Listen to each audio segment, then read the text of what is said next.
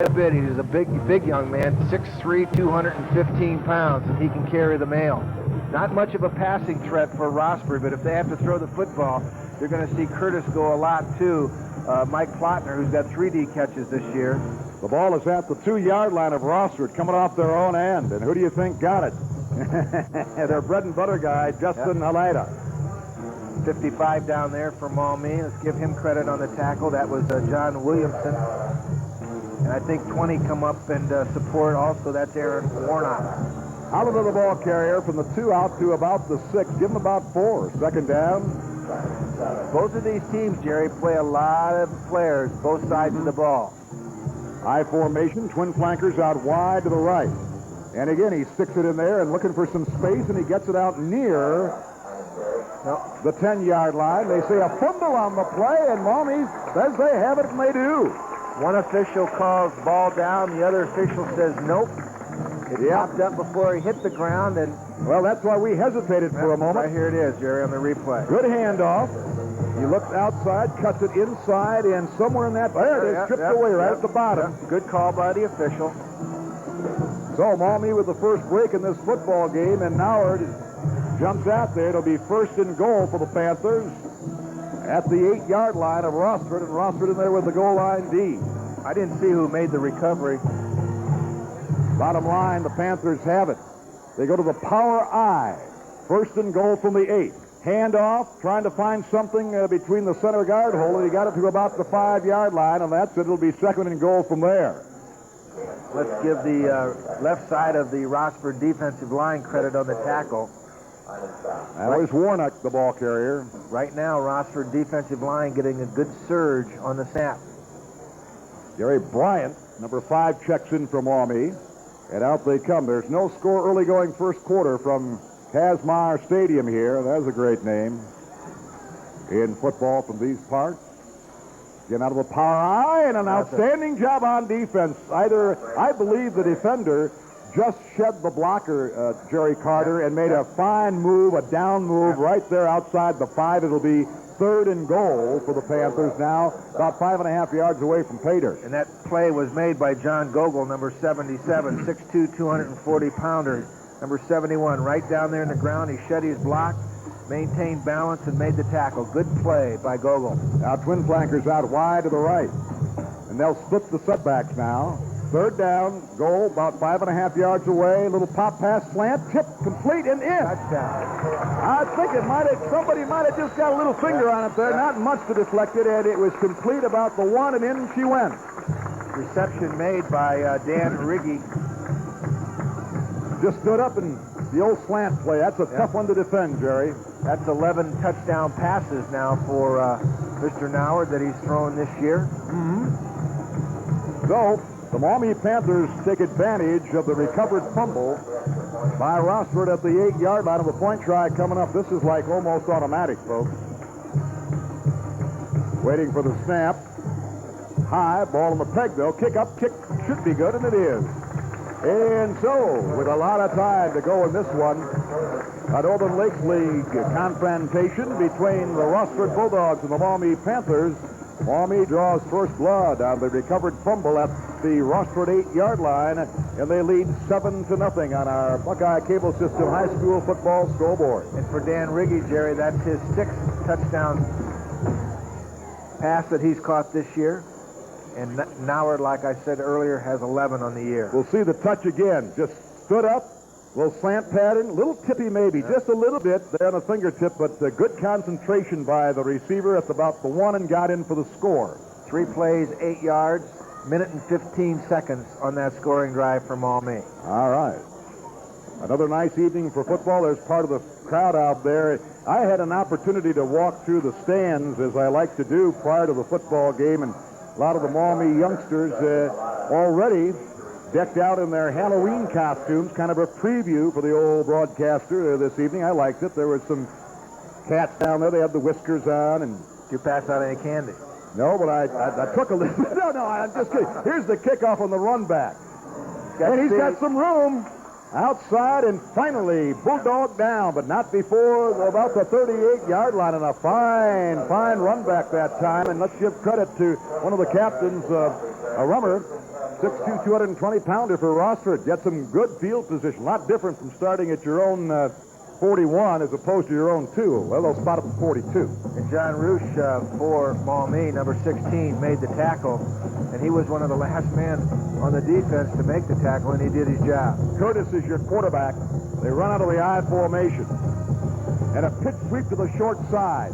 Cutting it in and out to maybe the 43 or 44-yard line on the power sweep that time. That's about it. Running the football. Halida. Good pursuit that time by the linebackers. Maumee led by number 55, John Williamson. He got out there very, very quickly to allow that just for a short game. Well, they're only going to give him about 41. So it'll be second down at about 7. Getting wing right in the backfield. Big pitch sweep. Inside, handoff. Whole left side, got room. First down. Nice job. They faked the pitch sweep to the short side and came back with the inside handoff. And there was a hole mighty big that time. Dan Riggy had to come up from his defensive back position to make the tackle. Here it is, Jared. The flow goes to the short side of the field, but the play comes back toward us. And that's Mike Plotner on the run. Well, I'll tell you, Plotner has been doing a good job this year. Back to action. There's a handoff, a little bit of a delay handoff. And there's about 3 yards on the play over the right side for the Bulldogs. And that's across the 50 to about the 47 or 8-yard line of Maumee. The Panthers lead at 7-0. Jake Hebener down there on the bottom of the stack for Maumee, number 77, making that tackle. 5'7", 170-pound senior. You'll hear that name a lot tonight. Hebener's around the ball a lot. There you see the 5-2 defense. The spin move to the short side. Quarterback option. Keeps it dive straight ahead. And gets it inside the 45 of Maumee to around the 44-yard line. And that'll bring up a third down and just about 3-4 yards to go for that first down. Great play by John Williamson on the tackle. He did not go for the pitch. He just stayed right with the quarterback. That was his assignment, and made an open field tackle for very little gain. Good job by Williamson. They've got to get to the 40-yard line of Maumee. They're at the 44, so it's 3rd and 4. Wideouts both left and right, and back to runner throw the football. Deep drop, screen to the left side, complete. Needs a block.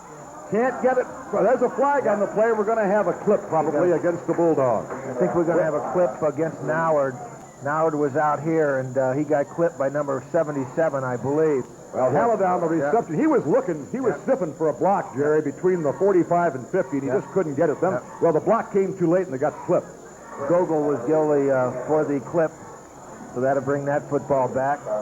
Here's the replay, Jerry. Well, Gogol was going too hard that time and not under control. There's a little flare or screen flash. Halida, he's looking for a block. See, he's looking for something, and there it is, right, but it's from behind, clearly in our screen. Okay. That'll walk it back, and they'll spot it at the 40-yard line of the Bulldogs. This is not a comfortable position for Rossford to be in. 3rd and long for a team that normally rushes the ball. That's the 3rd penalty for Rossford for 35 yards. Oh, it's 3rd and 20 now. Wing right in the backfield. Back to throw Curtis. Rolling to his right. Chase is on. Rolling laterally. Unloads. A comebacker, and it is incomplete. Incomplete. Up around the 41-yard line. Punting situation for the Bulldogs. They trail 7-0 with 5:06 remaining first quarter. Jerry Kyle, Jerry Carter, Kyle Sweet, statistician extraordinaire, who took the family, and I made an error. I made a lot in my life, but I said that the sweetest one took his family to the Windy City. No, he took them to Washington, D.C. That's a windy city. It can be. Politicians. There's a lot of hot air that comes out of that place, I'll tell you. Here's the snap and the kick away. Good. High hang time. That's Halida on the kick. No fair catch. 30, 5, wall, 40, 50, inside may go. 40, 30, 20. Good night. It's all over.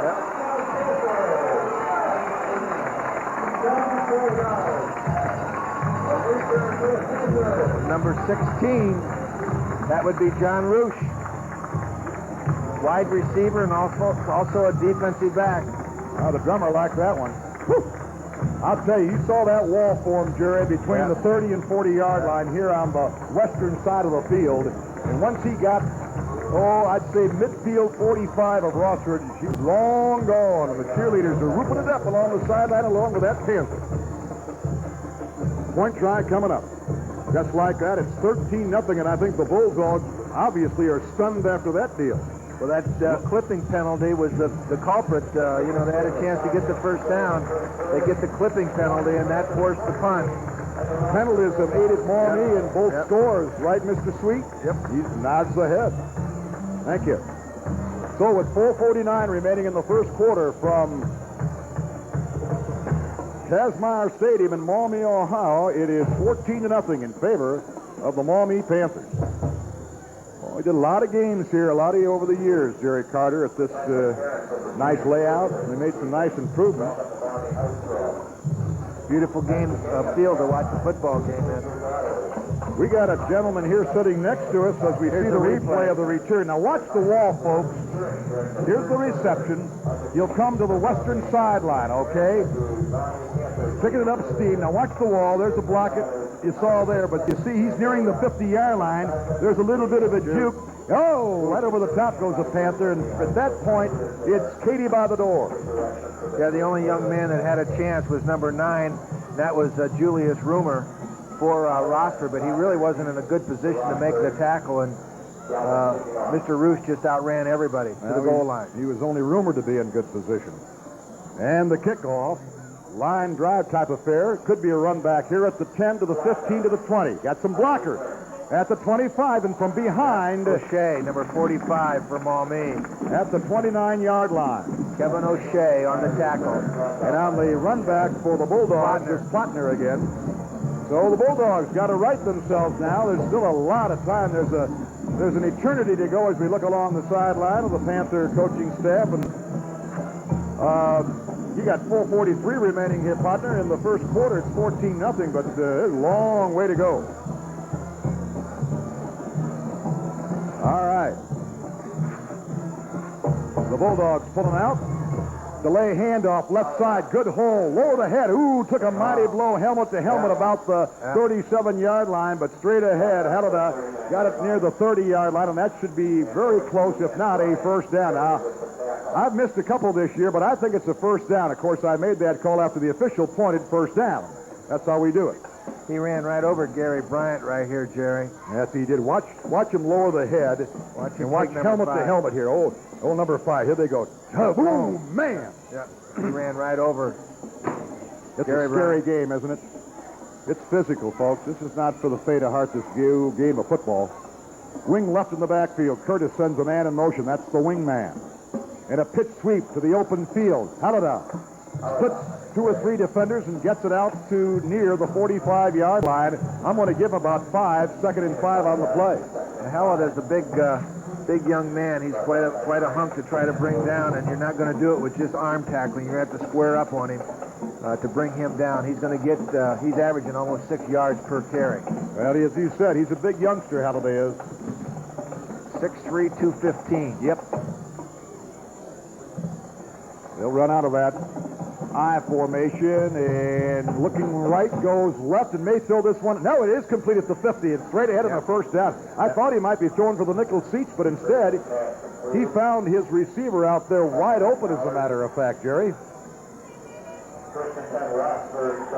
First and 10 for the Bulldogs at the 46-yard line of Maumee, and so the Bulldogs got a little something going. We'll see this again. Nauert ended up making the tackle. Well, Curtis looked right, then he went left, and I thought he might be just throwing this away, but you see the receiver was open by a couple of yards on the defense and makes the reception and the first down. Number 19, and we don't have him on our program. All right. Handoff on the delay, but somebody from the backside got him. A down lineman for the Panthers from the backside drug him down. He might have gotten a half a yard. That's it. Who was that? That was big number 92 down there. That's Matt Rowland, 6'3", 210, senior. 2nd down, 9. We'll give him a short yard. Rossford's done a pretty good job between the 30-yard line. Third possession this evening. Short drop. Looking sideline left. Can't. Scrambles out in trouble and loads it out here and threw it away. Yep. Tremendous pressure by O'Shea. Wow. O'Shea was right in his face. He's kind of a 277-pounder, Jerry. He really got off on that football. 3rd down and 9. The clock is stopped with 2:45 remaining. There's the band director on his perch. I like that hat. Good sounding band, too, the Maumee Panthers. See, this is a tough call for Rossford. Oh, yeah. 3rd and long. They don't have a real strong passing game, although Curtis can throw the football, but his line hasn't given him any protection so far tonight. Handoff. Halliday inside, still running, covers the ball up nicely. He's picking him up. He may go. 25-20, 10, cuts it inside at the 5. It is a touchdown. Right. Wow. Outran Noward and then cut back inside to beat number 21. That was Dan Riggy. Good play by Halliday. So we have seen a couple of explosive plays, one by Maumee on a punt return, and now this on a pitch sweep. And Halliday, for his size, has got speed, folks. Well, he's rushed 5 out of 8 games entering this football game this evening with 100 yards or more. He has 8 touchdowns entering, and that gives him number 9 on the year. So, well, he's averaging near he's capable. 6 a carry. Yep. Point try coming up. What's he do? Everything? Halliday tries to put it up, and he had the stutter step. It was a bad snap, and he kept his poise, but he floats it wide to the left. That was not the kicker's fault, folks. Nope. That was the bad snap and exchange from snapper and holder. Good pressure by Rowland also from Maumee of beating the line and getting in there for the block attempt. There you see the Buckeye Cable System High School scoreboard, 14-6. Go ahead and say it. You did last week, and you were right on it about that missed extra point. Well, you can wait on that as we see the replay of the touch again. Here's the pitch sweep now of Curtis. Well, not actually a pitch sweep. It's an inside handoff. But look at how Halliday hides the football. Watch him turn on the speed here now once he gets outside. Shifts that football from right to left and look it up and outran Noward. Riggy had a chance at him. Well, but juked him and he was out of position. His momentum was taking him to the sideline. He just cut in off that. So it's 14-6 with 2:36 remaining. There's some of those little scat backs I was telling you about getting ready for Halloween. I'll tell you, they're ready to go. They're ready tonight for Halloween. Or in this case, if you're watching on a Saturday morning, they're also ready for tonight. Either way. Well, Jerry, we've seen a couple of electrifying plays here, and I think there's going to be more to come. Got the potential, Jerry, to have a lot of points scored in this football game. Kick coming down and going to pick it off, and that's Dodson. 20-25. Pulled down about the 31. 1st and 10, Maumee. See who made that tackle, number 51. Al Harris again. That's the 2nd tackle on special teams that Harris has made on the kickoff. Good job by Al Harris. 5'8", 217-pound senior defensive end. We're going to see the return. Blocker ahead of him. I'll tell you, there's a pretty good hit right there at the 30-yard line. Make it the 31, 1st and 10. 2.5 to go first quarter. Maumee 14-6. Inside handoff and trying to bounce it out for a couple of yards, and that's about it. It'll be 2nd down, 7-8 yards to go for that 1st down. That was Warnock, the fullback, 5'10", 170-pound junior from Maumee. And that was Laudner, Ryan Laudner, number 2, 6'2", 190-pound senior for Rossford that made the tackle. He came from his defensive back position. Dotson in. Roosh is out. Dotson split out wide to the left. He joins Riggy. Pitch sweep short side. Francis trying to turn it. And he got maybe to the 36, 37 perhaps. It'll be 3rd down, about 5 from Maumee. They lead 14-6 with a minute and 52 seconds remaining in the first quarter from Maumee's Kazmaier Stadium. Number 33, Chris Chambers for Rossford made the tackle. He had 47 tackles entering the football game. That's his first this evening, giving him 48. He's 2nd on the team on defense in making tackles, right behind Haleda. Roosh and Dotson alternate there to wide receivers, bringing in the plays. Backs are split. Let's see what Mr. Noward wants to do. Stand up, slant pass complete, and he's got the first down by about a half a yard or a yard. Good drive in those legs. That's what they scored on. Slant just stood up. Noward did and caught the receiver, had a blocker there on his side, and the good effort for the second time, and he picks up the first down. 1st and 10 for Maumee. That's the third first down. And we can look for a face mask perhaps here on the end of this. Good pass. And let's see. Yeah. Well, Yeah. Oh, those cameras don't fib, do they? There's a handoff to the tailback. Got a hold left side 45 into about the 49. Squirming and Grant's trying to find some more yardage, but he did get some good yardage to the midfield stripe. Well, Leda had him in his hands, but he broke that tackle and got another 2 yards, so he picks up a big 7 yards on that first down carry. So that leaves him with about 3.5 to go here for a first down. Maumee driving again. 1:07 remaining first quarter. This time, Hoosh is put out wide to the right. A whistle, a flag, maybe delay a game. Let's see. 14-6. The Panthers lead the Bulldogs. Northern Lakes League football. Northern Lakes League been around a long time, Jerry, as the Great Lakes League, and Suburban League, but the leagues that have been around beside the Toledo City League for years, the NLL and the GLL. That was an offside call, Jerry, on Maumee. Well, of course, Rossford accepts. Second down then. Second down, make it about 8. High in the backfield. Noward, your quarterback, and Noward sticks it into the tailback, trying to get outside. Eludes one tackle to Francis, but not 2 more. No. Well, he got away from the first line of defense, the on Charger, but not 2 other youngsters coming up to meet the... Heleda was one of those, and Plotner was the other. Plotner has 25 tackles on the year for Rossford. That was good pursuit that time by the defense for Rossford. They did a nice job at the line. 8 seconds and counting. May get it underway, may not. 14-6 in favor of Maumee with 3 seconds. With 2, they may not get this underway. Yeah, I don't think so. Nope. So that is the end of the first quarter in this Northern Lakes League battle from Kazmaier Stadium with the score. The Rossford Bulldogs trailing the Maumee Panthers 14-6.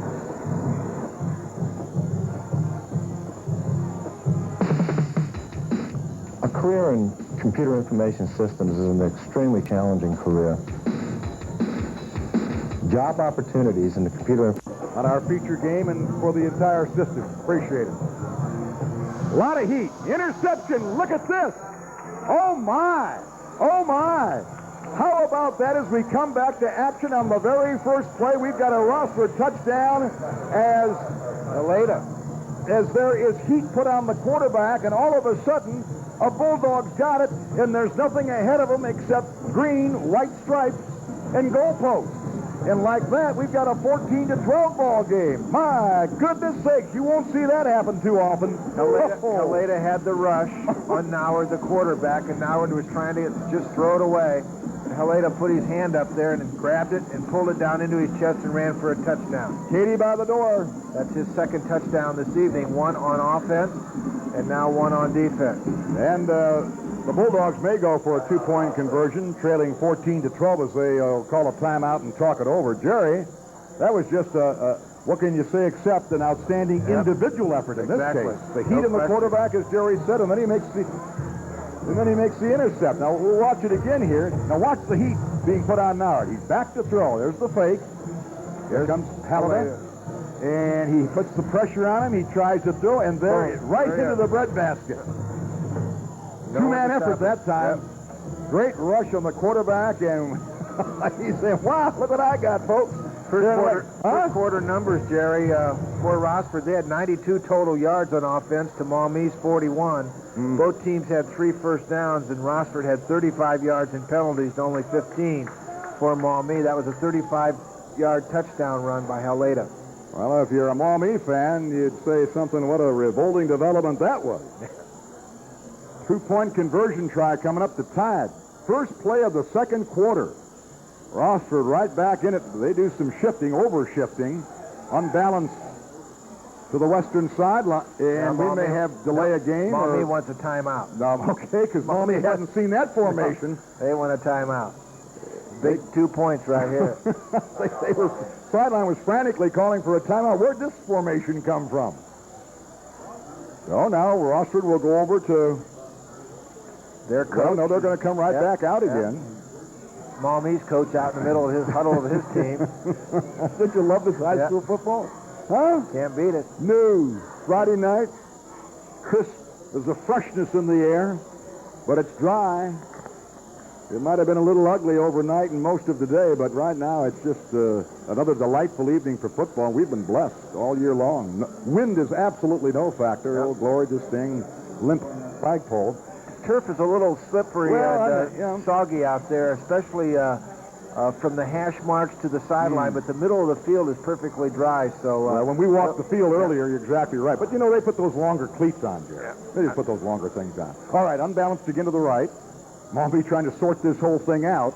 Option play to runner throw. Curtis looking, slashes, and he didn't get it. No, sir. Nope. Knocked down at about the 1 or 2 yard line. Just a great effort by the entire left side of the defense for Maumee, led by number 21. That was Dan Riggy. You betcha. And also Shea was in there. Number 4 was in there as well. You know, at first it appeared he had something going because he did have some blocking out ahead of him before that closed down in a big hurry by the Panthers. Number 4 was Kurt Cramp. He was out there. He's a defensive back. Good defensive effort that time on the extra point by Maumee. There's part of the fans in the stands, the youngsters hanging on the rail. The railbirds. Those are the railbirds. All those little gadabouts getting ready for Halloween. Future Maumee Panthers. Yeah. We're on the Maumee side of the western sideline. Most of the time, of course, is I'm sure our viewers are well aware that they put the press box on the western side. Now, why is that, Jerry? Do you know the reason why?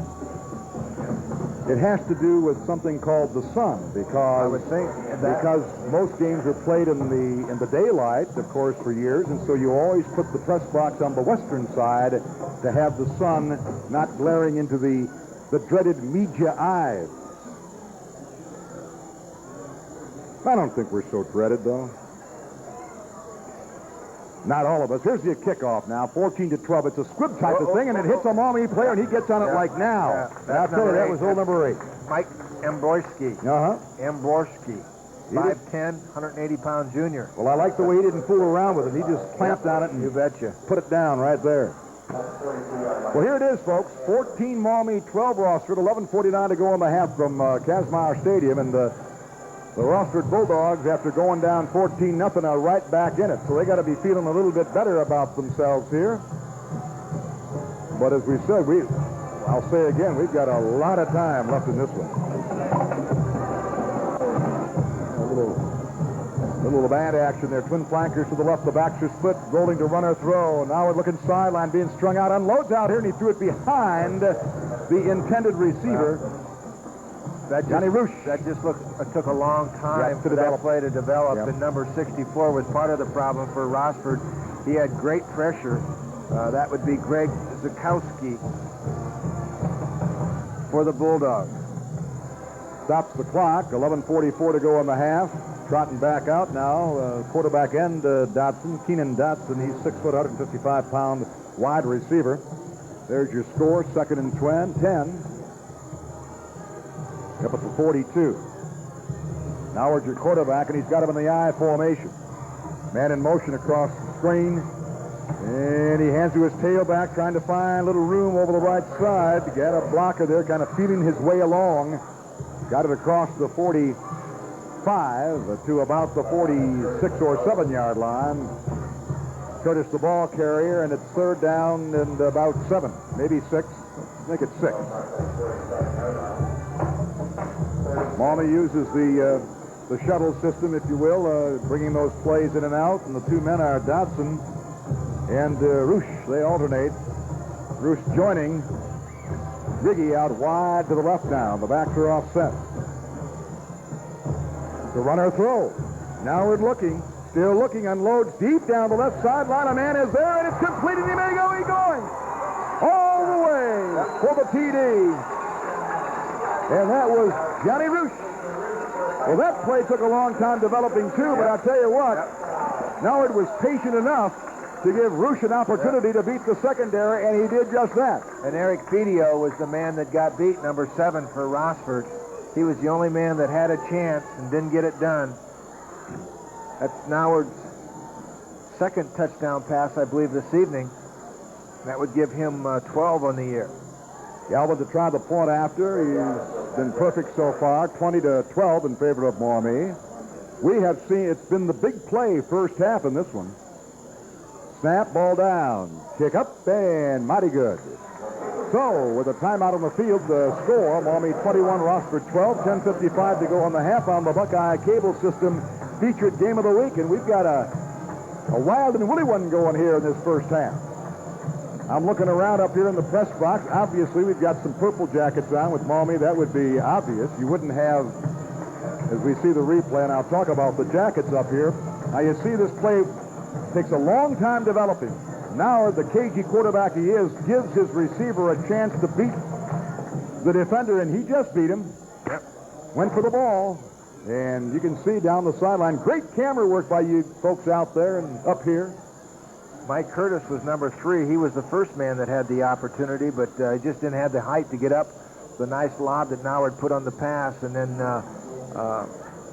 Mr. Roosh just outran the other defender, number 7, Eric Fidio, for Rossford to give them a 21-12 lead. Other jackets up here in the box. We have a visitor from Florida, a Miami Dolphin fan, now residing in the Maumee area. We've had 5 TDs already in this football game, Jerry, and we've only played about 13 minutes. I know, Jerry. There's the kick. He tried for the corner at the 2, to the 5. Coming out to the 10, leg out, slips the tackler at the 15, still running the football, still going down the near sideline and all the way out across the 30-yard line to about the 32-yard line, and a Rossford player shaken up, but he's going to be all right at the 19. Yeah, that's our buddy on special teams, number 51, Al Harris. Well, that was Mike Plotner. Yep. See this again coming out. Plotner picks it off at about the 2. Little inside juke that time. Slips the tackler. Now coming right at us down the western sideline. Again, lowers that shoulder and takes the hit out of bounds. Yep, Roosh on the tackle for Maumee. Good field position. 1st and 10 at the 28. The Bulldogs trailing now 21-12, but a handoff trying to get outside and lowering the head. Breaks a bunch of guys into the 35-yard line. Boy, there was a mass of humanity around the 30. He just kind of all of a sudden came out of a pile. He ran right over John Williamson, and I don't know who the other young man was. I wasn't able to get his number, but he just lowered his head and took off. Halida with the ball out to the 35, where it is 2nd down now, and about 3 to go for that 1st down. Like I said earlier, you're not going to stop Halida with just arm tackling. That's 7 carries and 74 yards. Twin flankers out wide to the left, and he sticks it in again. Inside move, picking him up late, and I'll tell you, he almost broke it again. Out to the 43, 1st and 10. Noward has to make a shoestring tackle, and he's the last man. Otherwise, he's got another long one. Well, like we said earlier, entering this ball game, he's had 5 of 8 games, 100 yards or more, and he's on a good pace for that this evening. Here's the replay. Good hole in the middle by the offensive line for Rossford. Good job. The tackle made, and had he slipped that tackle, as Jerry said, he might have been long gone again. Here's an inside handoff. Keep him honest. Just that little inside drag that time. Eckert, the fullback. You got to do that now and then to keep those down linemen honest, Jerry. Down at the bottom was Aaron Warnock on the tackle. He was supported by number 92 out there. That was Matt Rowland. 2nd down, 7. He got 3. Spot it right there at the 46. 9:24 to go in the 2nd quarter. It is 21-12 in favor of the Maumee Panthers. I tell you, Rossford's done a nice job, Jerry, moving the football between the 20-yard line. Back to runner throw. Got some time. Going deep down the middle. The man is there. Off his fingertip. Had him. Oh, not more than a foot off the fingertips of the intended receiver down there, and that was Captain Mike Plotner. Right. And the coverage out there for Maumee was Gary Bryant. Well, I'll tell you something. Mike Curtis can throw the football as Noward can. Yep. See it again. I mean, this is just about a foot over the outstretched arm and hand of the intended receiver right here in the slow-mo. Oh, give me that back. Give me that back about a foot. A little more arch. A a little bit less zip on the ball. Third and Probably got a 7. touchdown. Eye in the backfield. Pitch sweep short side. Blocking, but this time great Maumee meets the attack. An outstanding job on defense. Warnock, number 20, did a nice job of shedding his blocker, came across from the eastern sideline and made the tackle. And I'll tell you, it's 4th and long now for Rossford. Justin H. couldn't do it that time. They're going to have to punt the football. 8:46 clock winding. And we should be sending, That's Roosh, number 16 back. Roosh deep from Maumee, up at around the 23. Rossford, number 9, is going to do the kicking. That's Julius Rumor. At his own 30. Away from the deep man. Roosh may get a chance. He stepped out of bounds. Yep. Official was right there. He stepped out of bounds at the 21. 1st and 10. Just as well because John Gogol, the big boy for Rossford, number 77, 6'2", 140-pounder, was standing right over top of him, ready to make that tackle. Well, this is about the worst field position I think Maumee's had yet this evening. Johnny Gogol. He is a big youngster, isn't he? 6'2", 240? And they grow him big over there in Rossford, as well as Maumee. All right, back to work now. Noward rolls. No, nice handoff straight ahead. I'll tell you, had me faked out. He just handed off just a quick hit over the left side to Aaron Warnock, the 5'10", 170-pound junior fullback. Had me juked, and Warnock got 9 on the play. It'll be 2nd down on a short yard. Number 33 for Rossford, Chris Chambers, had to come up from his defensive safety position to make the tackle. Good play by Maumee. Roosh out wide to the right. Eye in the backfield. 2nd down and short. You're going to go deep? Nah, let's get the 1st down first. And they've got it by 3-4 yards. No problem as picking him up is Bobby Francis, the 6'1", 170-pound junior. Mark Curtis, rather, on the tackle for Maumee, just lowered his shoulder and made the stop. Curtis, 25 tackles now on the year for Rossford. He's a defensive back and also the quarterback, 5'9", 150-pound senior. At the 34-yard line, 1st and 10 for the Panthers. 7.5 minutes remaining in the half. It's 21-12 in favor of Maumee. Johnson out wide to the right. The ends are in. And we have an I formation in that backfield. And on 1st down to pass and go deep. Got him. The man is down, and it is tipped away. A brilliant defensive play. Marvelous defensive play. That was intended for Dotson down around the 35-yard line. The defender was stride for stride, and at the very last second, just chipped the ball away. I believe that's number 8, Plotner. I'll tell you. What a touch, though, by Nauer. Oh, yeah. What a touch. He had the ball right where he wanted it. This is just a great quarterback throw. Look at this, Jerry. Yep. Right there. It looked like, and then all of a sudden, looky what I got. Isn't that a fine defensive play from behind? Ways. You bet. Well-thrown ball. Just a takeoff or a fly pattern. Howard sticks it in there. Little trap play, and he's got the 1st down, I believe. Just a little trap. That would have been number 20, Warnock. Chambers on the tackle. Another 1st down for Maumee. They lead 21-12. That's 5 first downs for Maumee, but they've got 21 points on the board. Get him in big yardage. At the 45 of Maumee, closer to the 45, we'll keep it even. Dotson out wide to the right. Let me take a look at from the defensive side, and a handoff over the left side. Good bit of blocking and running. Great block. Huh? Is that any good? Bob Francis. Yeah. What a play, though, by Mark Curtis. For Rossford from his defensive back position. If he doesn't make the tackle, Maumee's looking at another touchdown. Great effort by Mr. Curtis. Got a couple of yards.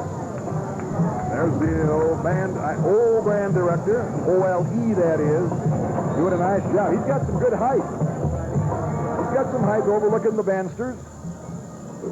Back to play. 2nd down, about 8 or 9. Pitch sweep. Trying to get outside Francis. Gets one block, another block, running straight ahead, and he had a flag. And we'll wait and see. I'm going to wait and see on this one. Could be a late hit, could be an illegal block from behind. Could be a hold. On Maumee.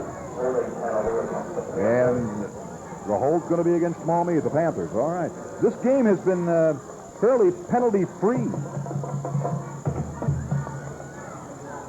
We'll wait. There shouldn't be much of a discussion with the Bulldogs on this. I would think they would accept the penalty. But nevertheless, we'll wait and see what the coaching staff decides they want to do. Gained about 3 or 4 yards in the play. Holding against Maumee. You got to take the penalty. There's that yellow kerchief out there. I took a little drive earlier in the day up the river, down to Grand Rapids, the area there, and over to Deschler. Saw some of my old friends. That's God's country. Oh, tell me. I picked up Jack the Wonder Pup, an engineer's scarf, one of those kerchiefs, those red ones. Halloween tomorrow night. Well, that's right. He's going to be the greeter. Roll to the left. Looking. He's got a guy going deep, and he's going to run the football, and it is not a first down by any stretch of the imagination. Boy, I like the effort by Al Harris, number 51. He not only plays special teams, he just did an outstanding job right there of shedding that block and ran at the quarterback from behind to make the hit. You'll see now to get on the option to run or throw the football. He had a receiver going deep right there, but he says, "No, I'm going to run it." Look at Mr. Al right here. Yep. Boom. Good hit. Good job. Also supported by Curtis. 3rd and 13. Wideouts both left and right, and now it's back. And look out, they're coming. He gets away from 1, 2, 3, 4, throws it when he's almost on his knees, and it's incomplete. I tell you, youngster's got a little agility there, too, because just before he went to his knees, he unloaded that thing, threw it into the gridiron, but nevertheless, he got away. Player injured, Rossford, on his stomach. Looks like 75 to me, Jer. Yep. It's going to be Chris Bowes. Chris Bowes down on the ground. 6'1". Is that a misprint? 308 pounds? No, mine says 308. We'll see this again. Maybe we can pick it up. Is, yeah, okay. He got double teamed. Hope it's not a knee. Me too. And he's still getting double teamed, and now he eludes, and well, I don't know. He might have tripped over his own ankle or foot there or something. They say to me up in the press box that is not a misprint, Kyle. That is 6'1", 308 pounds. Senior graduates will try to take off the best minute of last year's 105 to 72 whipping administered by.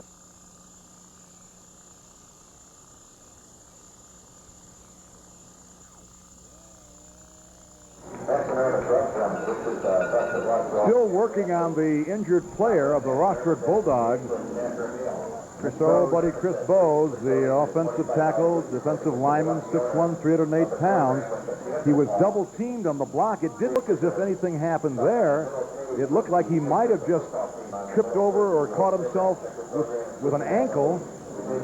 Holding his mask area, so I don't know if it's something to the face. Mm-hmm. He's up now standing, adjusting the helmet a bit. Coach looking over him, walking around a bit, shaking it off. Gets a pat on the shoulder from his teammate. That's Julius Rummer. And I think he's going to be all right. He's really walking pretty much under his own power. Maybe he got his bell rung a little bit if he's shaking his head a bit. Punting situation here, I believe. Yes, Galvin 13. Galvin does the punting for Maumee along with the place kicking and field goal. You know who's back, and also number 8 for Rossford. That would be Plattner. Kick coming from the 25. Deep men are around the 24, 5-yard line of Rossford. Snap. And gets it away. Going to have a return, Jerry, at the 26, trying to get outside a lot of purple-shirted Panthers, and down he goes. That's good coverage. Great special team effort by Maumee. Outstanding job by the special unit of the Maumee Panthers. John Farthing was the first man down there for Maumee. He led the attack. Well, next week on the Buckeye cable system, believe it or not, the wrap-up of our regular season, and we've got a double dip for you folks. Friday, we're going to have a traditional Northview-Southview game right in my old backyard, in Jerry's backyard, Carter. It'll be a great game. And then an unusual Saturday afternoon affair between an old traditional rivalry, the Scott Bulldogs against the Wade Indians from Start High. And my goodness, like that, the regular season's over. Where'd it go? Maumee all ecstatic that Wow. they're pointing, we got the ball, or I don't understand this, but we'll wait. No, the officials. Personal foul against Rossford, evidently. Well, now, bottom line is this. We're going to... Well, that's tough. I mean, if it was a personal foul on the punt, we'll have it put back inside of the 20 to the 17-yard line. The chains haven't moved yet. 21-12 Maumee, that we know for sure. 4:58 remaining in the half. That's accurate. Now, the officials are discussing things. They may have gone the wrong way here now. We'll just wait and see. They got to have a little confab down here at the 35-yard line. Get it straightened out. All of us up here in the press box are kind of leaning back and just kind of waiting to see what they decide here now. We're not going to speculate because all we know is, Jerry, you picked up, or Mr. Sweet picked up a personal foul. And you thought it was against Rossford. Is that correct? That's what I thought. Okay. After the punt by Maumee. All right. Now, I know it wasn't roughing the punter because he got it cleanly away. So we've got a little bit of a discussion going. Well, it's more than a little bit of discussion. We got two officials. We got one official in the middle of the field. We got officials on both sidelines talking to the coaches. Maybe amongst all those minds, we'll get a call here. That was a 34-yard punt. The officials are still discussing. Now they're spreading out a bit, going over to the Rossford sideline or to the Rossford captain, or one of the captains, to sort this thing out. 4:58 remaining in the half. It is 21-12. Yeah, remember the rule book. The rule book Whitmer game, the Whitmer Central Catholic game. The officials had to go over this goalpost. That was the famous hidden rule book. But I mean, they knew where it was, but nobody else did. They hide that rule book, down by one of the goalposts. And they pulled the old hidden rule book routine on us up in the press box. I thought he was going down there to take a look and see, what they anchored the. Personal foul on Rossford evidently had to happen prior to the kick, which now gives Maumee a first down. Well, sure. So it had to happen then before the play. Right. Most unusual. Well, the bottom line is Rossford back on D, and Maumee's got life here now. First down. They love this. First down. First down, man in motion. Watson. Noward sticks it in there to the fullback straight ahead, 40, and to about the 36-yard line. Warnock, the ball carrier, picked up 7, 2nd and 3. Tackled by Haleda. Well, there's a most unusual. We'll try to sort that thing out at halftime. We'll get some of our gurus to find out exactly what that was all about. Obviously, it was a personal foul, but. And it had to happen before the kick. Almost like a dead ball foul, I wonder if there was some talking going on. I don't know. Some chit-chat. Or a punch that we didn't see on the line of scrimmage. Now a timeout is called by Maumee. All right, this game had moved along very smoothly. Not a lot of penalties, but all of a sudden we get a look at extracurricular activity going on. Well, this, Jerry, is a real momentum builder for Maumee. I mean, they're only ahead by 9 points, and they were going to turn the ball over here to the Rossford Bulldogs and give Rossford another chance, but now they're getting second life. You got a quarterback like Justin Nauer, anything can happen. Exactly. So the regular season comes to a close next weekend. And hi out there, everybody. Jerry and Jerry. And where's the sweetest man? Oh, there he is. Yeah, say hello to everybody. There you go. I got my Buckeye hat on. That's the regular season, but we have been told by the generals that things are set for the Hall of Fame game. Yeah, and of course, Friday the 13th. they couldn't have played the game on a more significant date, a better day. It's your third birthday this year. Friday the 13th, I was born. There he Good goes, fake, the stop Jerry. and Look go, at and that. bye-bye, Bye-bye. touchdown. Oh, what a fake. The old stop What and a go, fake. boom, boom. Yeah, Mark Curtis went for the little short hook and up the field. Oh, he took the bait, didn't Howard, what a quarterback. What a quarterback. he? He ought to be looked at by somebody, shouldn't he? Oh, yeah. Oh, Maybe he yeah. is. I'm assuming. Interested in the East. Maybe one of the Ivy League schools. Ah. Yeah. Good student. I know his father, Lee, very, very well. Had a chance to chat with him before the game. Is that right? And Yep. Getting some getting some action in the East. from the East. Yeah. Good for him. Yeah. Very good student. Terrific. Be a great opportunity. That's 3 TD passes. That gives him 13 on the year. Ball down. Whoop, whoop, whoop, whoop, whoop, whoop. Offsides, I believe. A little anxious that time. Well, that makes it 27-12, folks, and we still have 4:11 remaining in the first half. Nope, they're going to say illegal procedure on Maumee. Now, I don't know about the truckies down there, but I know, Jer, I picked you up for the game. We threw in our sleeping bags and so forth on this one. We just might stay over. Consider this a road trip. Not the truckies. Not the truckies. Well, no. Why would they when they'll just beam back up? This is not a bad penalty for Maumee. Galvin's got a great foot. Kick up. Boom. Kick good. Boy, reminds me a little bit of the Todd France boy in his Springfield High School days. Galvin's got a great leg. Well, 4 7s are 28. And 6 and 6 is 12. And I take a little exception to this. Somebody put this in front of me prior to the game. Check your math.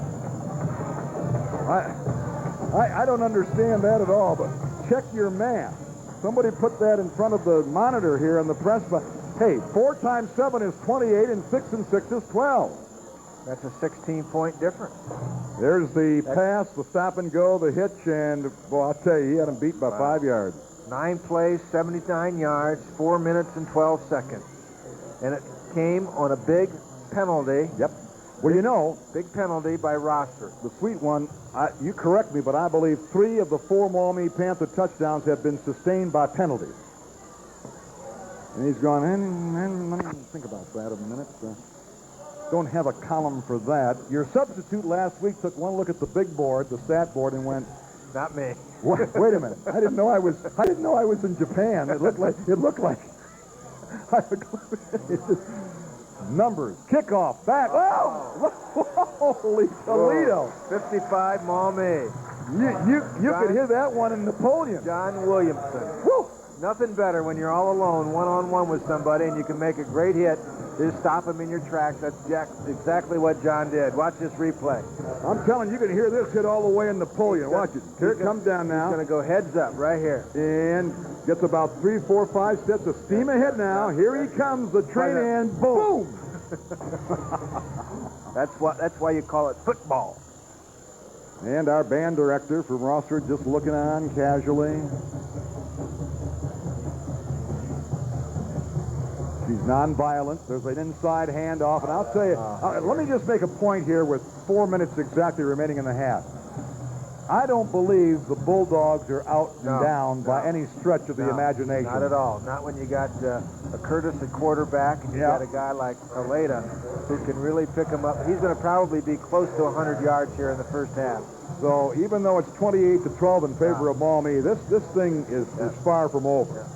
89 yards for Haleda, and we still got 3:33 to go. And there he goes again, trying short side, eludes the tackler, another tackler, and leg out to the 41-yard line, 1st and 10. Boy, he's an athlete. And you know what's so impressive? He's not only big and strong, 6'3", about 215. He's got tremendous speed when he turns the corner. He has great thrust, Jerry. And he runs north and south. Hey, Watch this. Head down. Now watch when he puts it into 3rd. And fun to watch. Yep.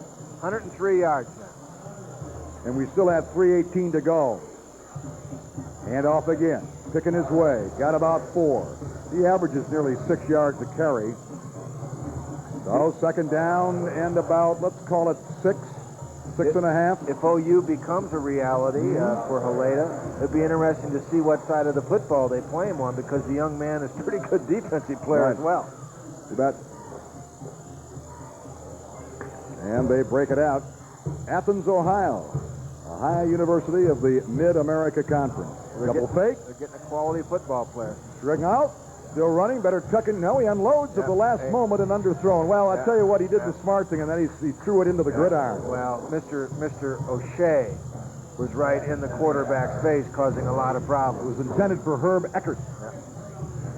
He's the fullback.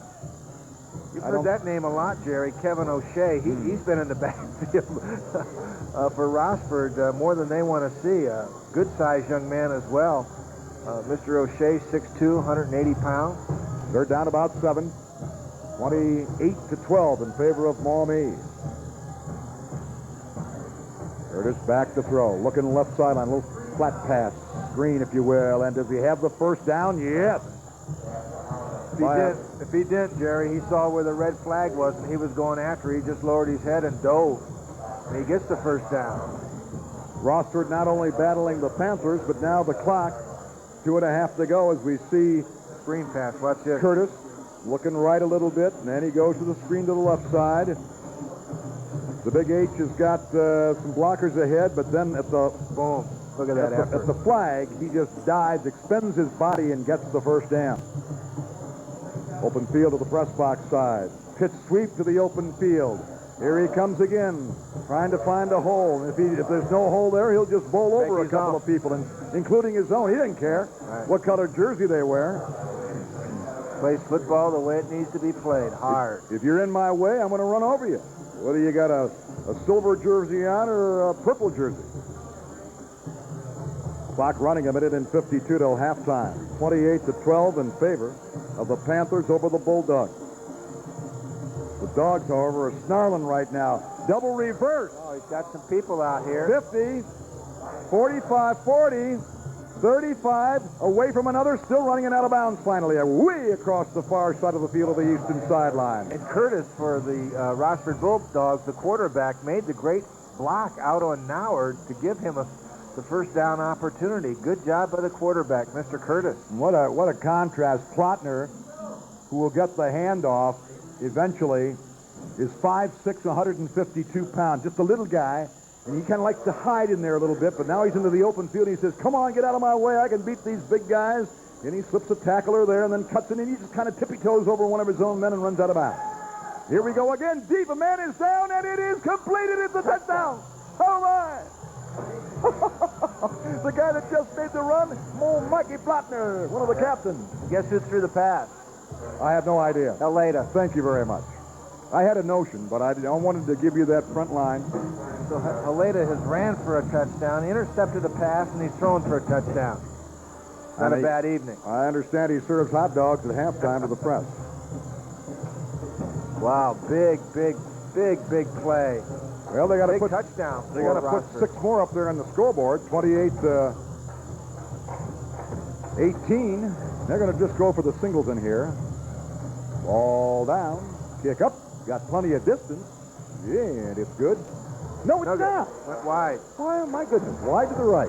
Well, he had plenty of height. Well, for two teams entering this football game, not really that potent on offense. Maumee was only averaging 14 points a game, and they've doubled that. They've got 28. Rossford was averaging 17 points a game, and they're one over that, and we've got a lot of football to play. Well, they just left the offense out of the jars is all. They just didn't have them, in that genie jar, and tonight they decided to open it up. And both teams 2 and 3, so that's going to change after this evening. Well, yeah. 1:28 remaining. You're going to see it again. Plenty of time. Good throw. Oh, yeah, right there on the numbers. Isn't that nice? Yeah. 21 right at it. Was the defender. That was Dan Riggy. Nice camera work, guys and gals. 8 plays, 81 yards, 3 minutes and 38 seconds, according to Mr. Sweet. Mm-hmm. Kyle Sweet and the big board with us again. What a difference. And he says, well, you might say, well, what's the big board? Well, it's a big old piece of cardboard. that he got off of one of the boxes when they went grocery shopping back before the season. He's got all these little sheets and the titty tots all over there, little figurines and stuff. But I don't know what he does. He picks out and gives us got more numbers. Velcro on this board than I have in my house. On the kick return, not much going on. I mean, the calculator's Velcroed down, the paper's Velcroed down. Gets mad when he loses his paper clip. Oh, he gets livid when he breaks a pencil point. I mean, it's like, you know, there'll never be a tomorrow. They don't come any better, though. No. The master of numbers. It really helped make a football game. You got great stats. Oh, no question about it. You got 1:22 left till halftime, folks. We got a shootout at the OK Corral here. 28-18, Maumee over Rossford, straight ahead. Just a dive play. They might be saying, and I don't know, because with these two quarterbacks, you never know. Yeah. But they might be saying, I think maybe we need to rest the offense here at halftime, although just kind of duke it out for 2 or 3 plays and get into halftime, able to rest. But, again, as I said, with a Noward, he liable to throw for the downs on this one. If I'm Coach Ferguson, this first half is not over yet. Not with the arm that Noward has. Well, he's packing him in tight, Jer. And, again, a straight handoff, just isolation over the right side, short of the first down. But I think they're just going to wind it down here and be content to go in with a 28-18, 10-point lead at halftime. Hey, this has been a wild one. Rossford wants a timeout. They think they might get the football back. Why not? There's 37 seconds left. And it's going to be, 3rd and 4 for Maumee. So, you know, this is a big play. Well, the Panther thought that they had the old Bulldog cage pretty well here in at various times in this first half, but the Bulldog just keeps snarling back. And there's some of our fans in the stands. Halloween weekend. And, wonderful crowd. Oh yeah, terrific, and a lot of the youngsters, the little kiddies are out here in their pre-holiday Halloween costumes. The one I liked, he wasn't a little teeny one. He was a big guy, big old guy, old number 08, had a Maumee jersey on, and he had one of those Dr. Seuss hats, one of those chimney hats, purple and gold, and of course. A couple of the wise guys in the group trying to flick it away and, take off with it and so forth. But he was standing his ground. Now, he looked like he was about 5'11", I'd say about 270. I don't think I'd try to flick around with his Dr. Seuss hat. Hand off, running straight ahead, picking up, still running the football, may go 50, and finally down from behind at the 49-yard line. Tackled by Herb Eckert. Saving tackle. Nothing real fancy about that, was there? No. Hurry-up offense now by Maumee. 1st and 10, they move the chains. 28 seconds remaining in the half. And Maumee now, they say, hey, they're going to send trips out wide to the left. We got trips going, folks. Now we're back to throw. Looking. Unloads down the left sideline. Complete. Caught and out of bounds. Around the 36-7-yard line. That'll stop the clock with 19-9. 21 on the catch for Maumee. That would be Dan Riggy. Noward's a great rollout quarterback. Well, they went to throw and the run. They went to trips for the first time. And you have 19.9, 28-18 in favor of Maumee, and one of the wildest ones we've had this year in our featured game of the week on the Buckeye Cable I'm System. going to tell you something. You get another 10 yards, Galvin might be within field goal distance. Twin flankers to the left, the backs are split. We look into Noward. Rolls right to runner throws. Got some time. Looking deep downfield. Alley-oop, Hail Mary, and it is incomplete. Overthrown by 2-3 yards in the end zone. He had number 21, Riggy, wide open on a hook pattern about the 20-yard line, but he was going for the deep one all the way. But he hits Riggy. Riggy might be able to sneak over here to the western sideline and get in for the touchdown. It definitely would have been in Galvin's field goal range.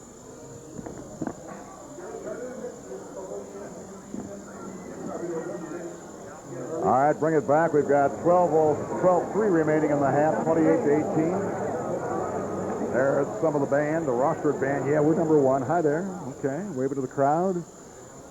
They're not going to try the field goal this time. No, they're too far. Twin flankers right, back split. Now our drop back. Screen over the middle. Center screen, 30 and to about the 25, and then a timeout at the 25 with 6.2 ticks on the clock. Now this would be a long one for Galvin.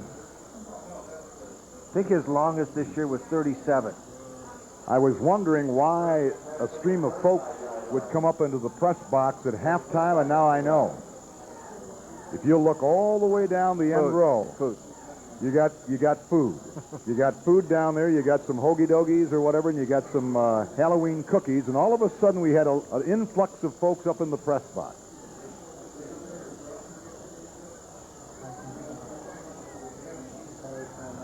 We're going to have a field goal attempt, I would assume, here. No, I don't know. No?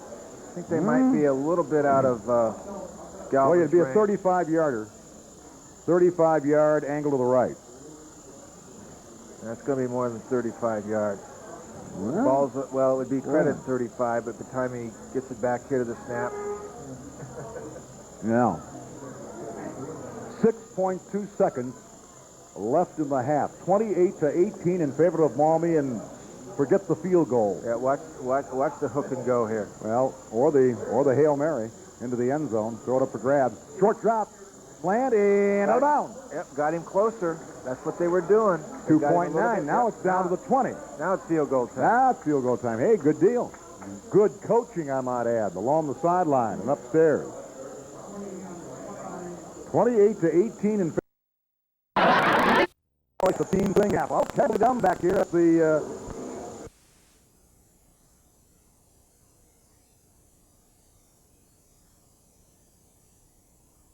bottom line on that whole deal is never got a chance to kick the field goal as they worked it down, and so that's the end of the first half as the Panthers and the Bulldogs come off with our Buckeye Cable System High School four-wall score. The Panthers of Maumee 28 and the Rossford Bulldogs 18. We'll be back with more, of course. Don't go away.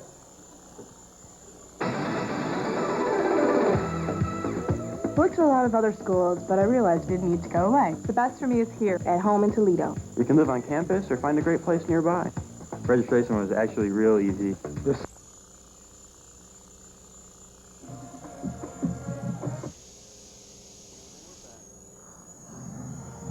Here at halftime, as we see the marching pride of Maumee High School strutting out with an outstanding performance here at halftime to the delight of the crowd and the fans in the stands as we pan around and take a look. Yeah, hello there along our Buckeye Cable System. And it's nice to have y'all along. And the crowd loves it. The band, of course, all part of what makes football. And now let's take a look at Jerry Carter's Mr. Sweet stat. Total yards for Rossford, 190, 230 for Maumee. Both teams with one turnover. We've got Maumee leading by 10, 28-18. Our two marquee players in this football game, Mr. Noward for Maumee is 7 of 13 in passing for 125 yards, and he's throwing for 3 TDs. He's supported by Mr. Roosh for Maumee that has 2 touchdowns. One of those is a 74-yard punt return and a 53-yard pass from Mr. Noward. And on the other side of the football for the Bulldogs, Mr. Haleda, the big fine running back for Rossford, has 13 carries, 111 yards, and he has 3 TDs. One of those was a rush, pass interception return, and also he caught a touchdown pass. So our marquee players coming through in that first half, providing a lot of offense for both of their respective football teams. And by modern electronics, you see some of our fans in the stands have their own video cam, and there you see the ensemble, a part of the Maumee Marching Pride, and the fans in the stands. Nothing like a Friday night high school football game, folks. Doesn't get much better. First downs in that first half, it was Maumee with 9 first downs, Rossford with 6. Third down conversions, it was Maumee 3 of 6, Rossford 1 of 4. And penalties, 2 for 15 for Maumee and 4 for 54. There's part of... There's our band I can't leader. believe, there's our truck. We talked all season about the truckies. Well, folks, There goes the master. there goes the general. Hey, he grew a beard over in the last couple hours. Trying to negotiate those contracts. With all the high educators in the world. That's internal, folks. Yeah, well, there you see the Bulldogs coming out. Oh, boy, nothing but a good horse laugh. I'll tell you, for 2 football teams that have not shown much offense so far this season, in that first half, they both surpassed their average points per game. Rossford was entering the game averaging 17 points a game. They have 18 now here in the first half. Maumee was averaging only 14 points, and they've doubled theirs with 28. Both teams have not been that strong defensively. Rossford has been giving up 26 points a game, and Maumee right behind them with 25 points. Both teams entered the football game with 2-3 conference records. Maumee was 3-5 total for their 8 games, and Rossford was 2 of 6. So in the 9th week of the season, we've got another excellent football game here at Maumee High School. Well, on the college scene, Jer, Big Ten action. The Buckeyes of Ohio State invading Hoosier land to take on the Indiana Hoosiers. And that game might be a little bit closer than a lot of people anticipate with that great quarterback that they have at Indiana University. I also understand the young man plays some hoops for Bobby Knight. Might be the point guard. Mm-hmm. Not bad. And then... well, it might be a good game for the first quarter. I understand. All right. And the Wolves of Michigan, they go to Minnesota, I believe, and play in the Dome. All right. And our back home football team, Bowling Green at Marshall. Marshall. It's 12 noon game, and then tomorrow we got UT at Northern Illinois. Well, and that's what it looks like for some of the games that we're interested in around this area. And folks, we of course want you to keep tuned to your Buckeye cable system, because they just have a wealth of sporting activity as well as other fine programming across the channels. And as we said, the regular season comes to a halt as far as football is concerned on our featured high school game of the week with that great backyard rivalry, the Cougars of Sylvania Southview against Northview. Wildcat. Yep. And then we'll wrap it up on Saturday with a rivalry that goes back all the way back to the 30s, maybe even before, and we're talking about the Scott Waite game at Start High. And also understand that the general was in his golf cart going by. He zeroed up on us and told us to be sure and remind the folks that we'll also have the Hall of Fame game. Yeah, and that could be one of, I don't know, any one of 4 teams. It could be Scott, Start, St. John, St. Francis. You know, everybody's getting on in this one, even one of the cameramen down there, one of our crew.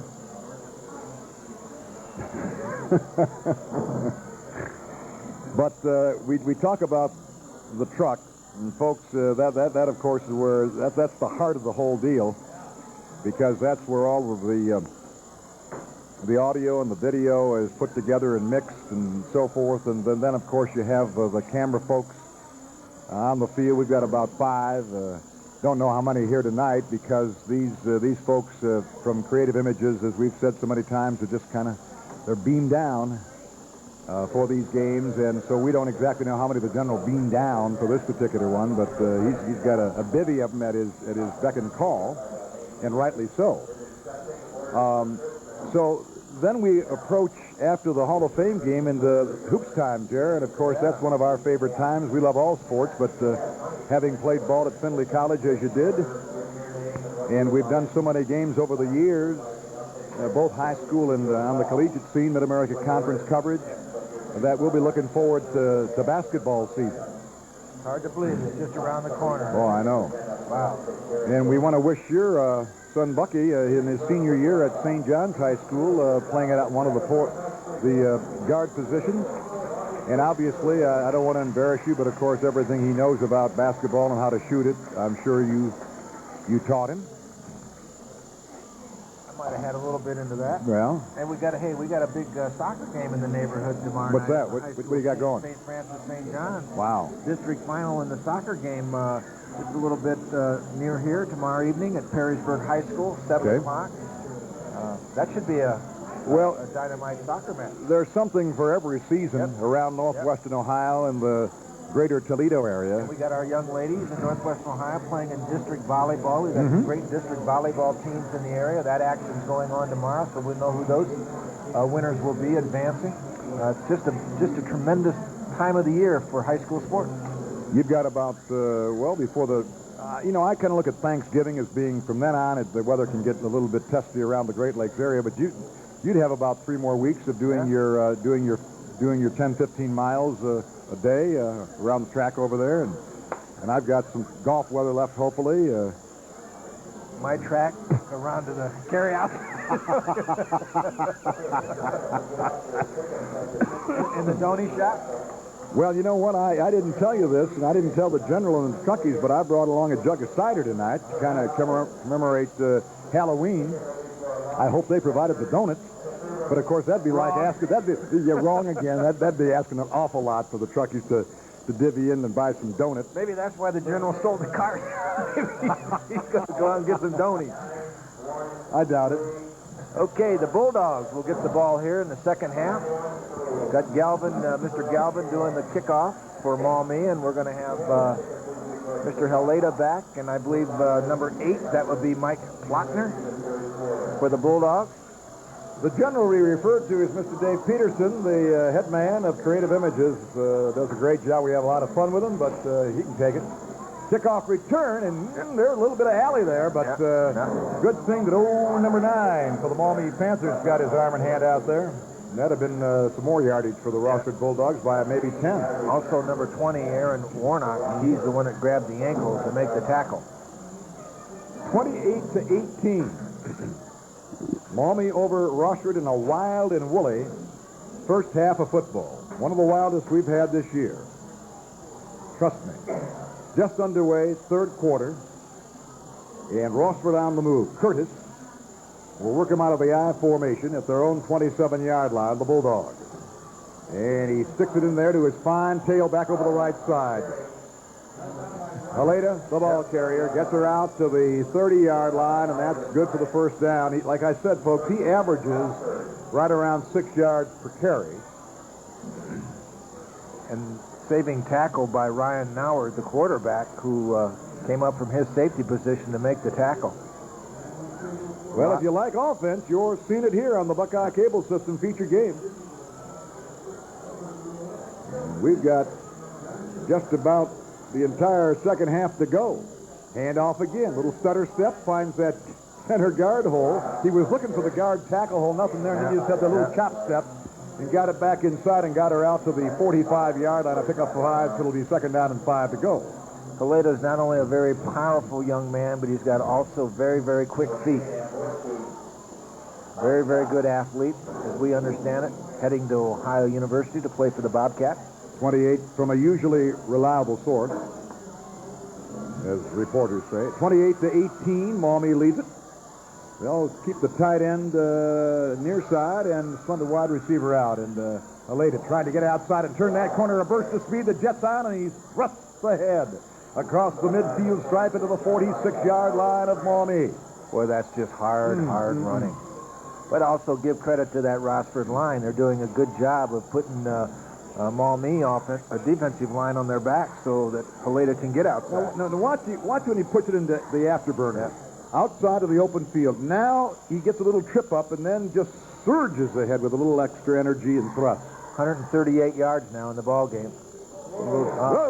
That was snuffed out. Let's give number 20 right there in the backfield. Almost could have taken the hand off. That's Aaron Warnock for Maumee. Great play. Well, that's the little scat back part of this backfield. Mike Plotner, the wingback, he's 5'6", 152 pounds. And Heleda is 6'3", about 210 or so. So you got Mutt and Jeff out there. But they're both big factors in this Rossford offense. Plotner out wide to the left with a 2nd and 14. Pitch sweep. Brush block inside. Heleda brushes off another tackler. Look at him run. I'll tell you, that is just not only quickness with the feet, but some brute strength, too. A slippery young man. He got a lot of it back, Jared. Yes, he did. He'll be shy by about 3 as we see him again, and he does such a nice job of following his blockers, you see. And then a little wiggle with the hip, little feint move inside, shreds that blocker off, and then this lowers the shoulder and digs ahead for more yardage. Yeah, you won't tackle him with your arms. I'll tell you, you got to hit him square up. Third down and about 4 for the Bulldogs. They're on the march. Inside handoff, quick trap, got the first down and more. Yeah, that just keeps those backers honest. Herb Eckert, the 5'10", 200-pound sophomore fullback. Coach Ferguson does a nice job of mixing up the ball carrying. When you think Heleda's going to get the ball again, they hand it to somebody else, and that young man gets the job done. Here it again, just an inside handoff. Good brute strength there at the end. But also we got poor tackling right now for Maumee. They're just not squaring up and making good hits. They're trying to tackle with their arms. High in the backfield, play got underway a little sluggishly, but no flags. And here he goes again. Haleda running hard, still running, dragging players with him inside the 10 to the 9. Well, I'll tell you, it might be an old, tired Alka-Seltzer, but the bottom line is there's nothing like a balanced attack, even though Rossford, this particular game, and pretty much all season, has leaned far more to the run than the pass. Yeah. You'll see it again. Go ahead, Jared. Yeah. Watch the good surge right here. He knows exactly when to turn on the jet, and he always has that little extra burst to get 4 or 5 more yards. Sign of a great running back. Plotner out to the left, inside handoff again to the fullback. Maybe a yard or two this time. Back at the ball carrier. Maumee stiffened a bit. We have 8:39 remaining in the third quarter. It's 28-18 in favor of Maumee over the Bulldogs of Rossford, but the Dogs are snarling right now. And you know what makes it so remarkable for Rossford and Haleda is every team that they go against is keying on it. Well, sure. We give credit to that offensive line. It all starts down in the trenches. Well, you know, and Mike Plotner, the wingback, number 80, he's a factor. He can catch the football. Sure. He can run it. He split out to the left. There's the pitch sweep now. Slips one tackler, but not another. Yeah, great play. Noward was the first man that made the hit, and then again, who was it? Mr. O'Shea for Maumee.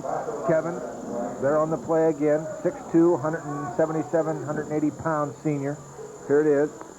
Look at him shed his block right here. Just a great job by the linebacker. Plays a little bit like the big cat.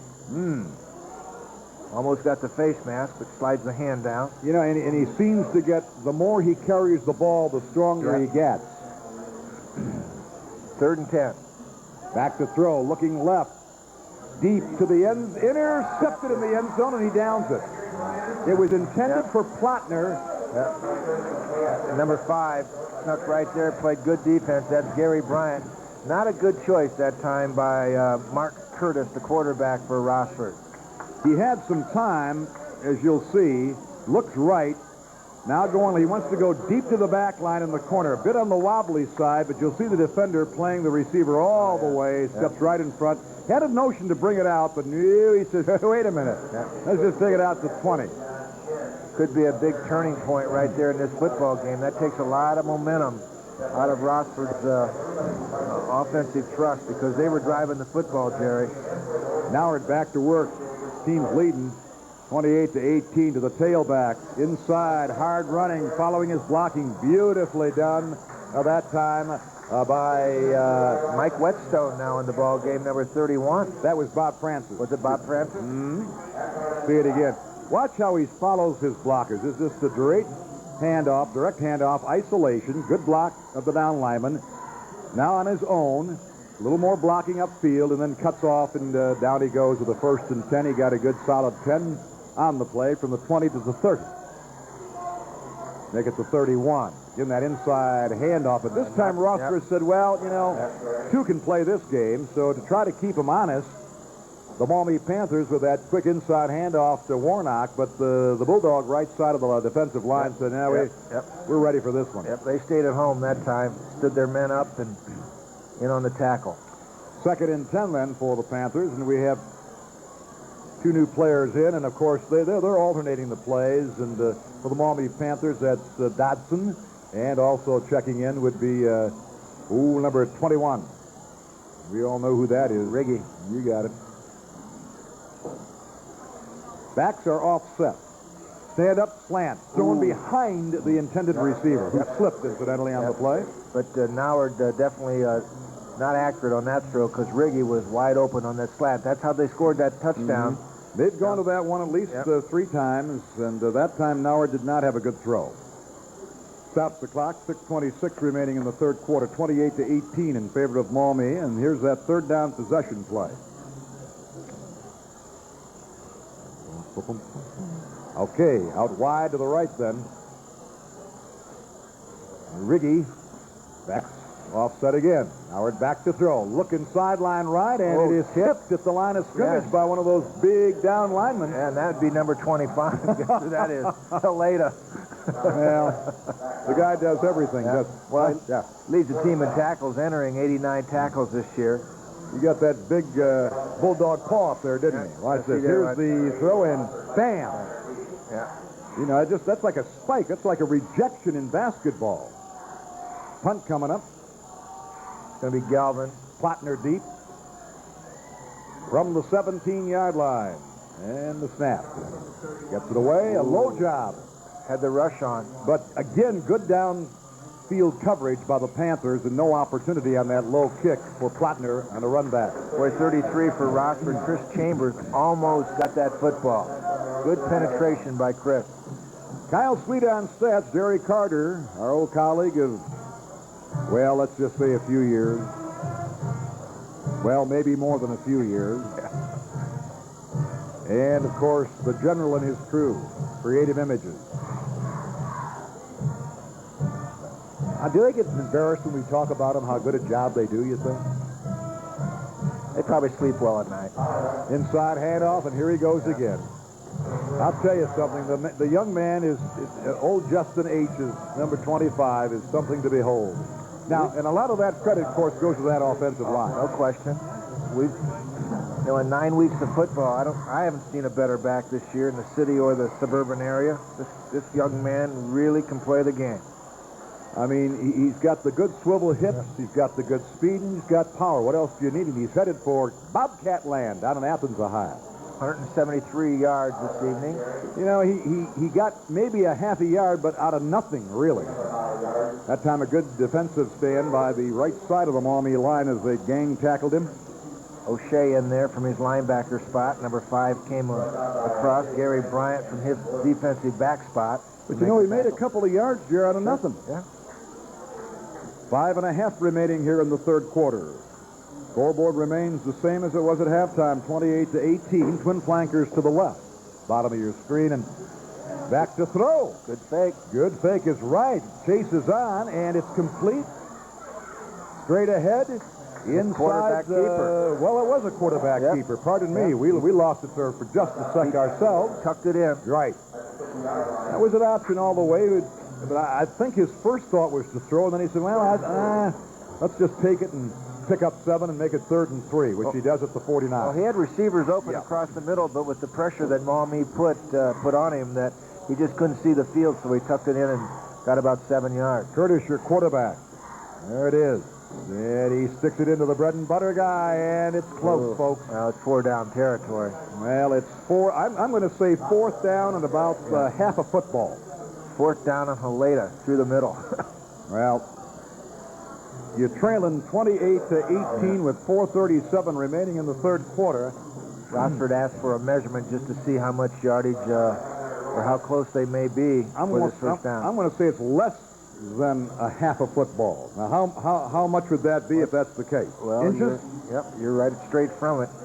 That's about a half a football, isn't there? Maybe a... You're right. Maybe a football. You're right on it. Less than a football. Well, I'll tell you, thank God for these binoculars. Well, I think you called it, Jer. 4 down territory, even though 4 down territory isn't normally out there at about the 47-yard line of your opponent, but you got to almost go for it. Oh, yeah, Jer, and Rossford has really moved the football on the ground. Oh, yeah. I mean, they've done a great job inside the 220. Let's see if they stack up those backers. Well, they're pinching down those gaps, I'll tell you, Maumee is defensively. And a second effort, a thrust. He was stopped at about the line of scrimmage, but then with a second thrust, he got it to about the 46-yard line, so he made it by about 1.5 yards. Yep.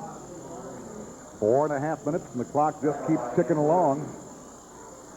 This third quarter has gone very quickly. Very little passing. Ball's been on the ground. Clock starts to wind. 28-18 Maumee.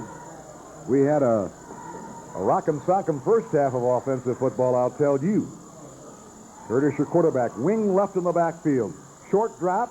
Sideline man it's overthrown for the intended receiver at the 41-yard line, and that was intended for Chris Chambers. He's split end 5'11", 148-pounder. He was wide you open. got to change it up a little bit. That's a first down pass call because you just can't give it to the old tough running back all the time. Coach Jackson does a good job of changing those things up like that. Twin flankers out wide to the left. He's got Plattner in the hole. Pitch sweep. Trying to He string needs it a out. block. He is. He needs a block. He gives a stiff arm, but he runs out of real estate. Yeah. Good pursuit that time by the Maumee defense, led by number 4. They just strang it out that time. Maumee did. They did a nice job. That would be Kurt Cramp, number 4 for Maumee, out there on that push out. And Justin kept looking upfield to find some little seam before he hit the sideline, but it just wasn't there. That's a fine job of coverage by Maumee. This has been a tough down for Rossford. Yeah, it has been. 3rd and long. 3rd and a long 10. Eye in the back, looking to put it up. Nope. Gives it to the bread and butter guy, dipping and dancing, and finally there's no place else to run. And I'll tell you, he was real happy about that one. O'Shea.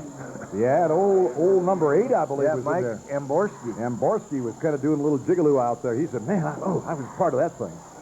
Got a hit on that guy. Big call right now for Coach Ferguson for Rossford. And it's 4th and about 8. They may burn a time off here? No, I don't think so. They're going to put... They're going to punt it away, Jerry. Yep. I think that's going to be Julius Rumer. Back deep at about the 10. Got plenty of time.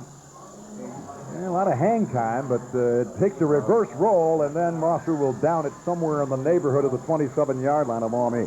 Got good height, but not a lot of distance. That's not exactly the way he wanted that to come out. It didn't turn over for him. 3:23, folks, remaining in the 3rd quarter here from Kazmaier Stadium. Richard Kazmaier, one of the all-time greats. That was only a 17-yard punt that time, Jerry. Yeah. So Maumee looking at a 28-18 lead. That was your halftime score, and they've got the football at their own 27. And young Mr. Ryan Noward, the senior, 6'2", 295-pound quarterback, says, let's get her going.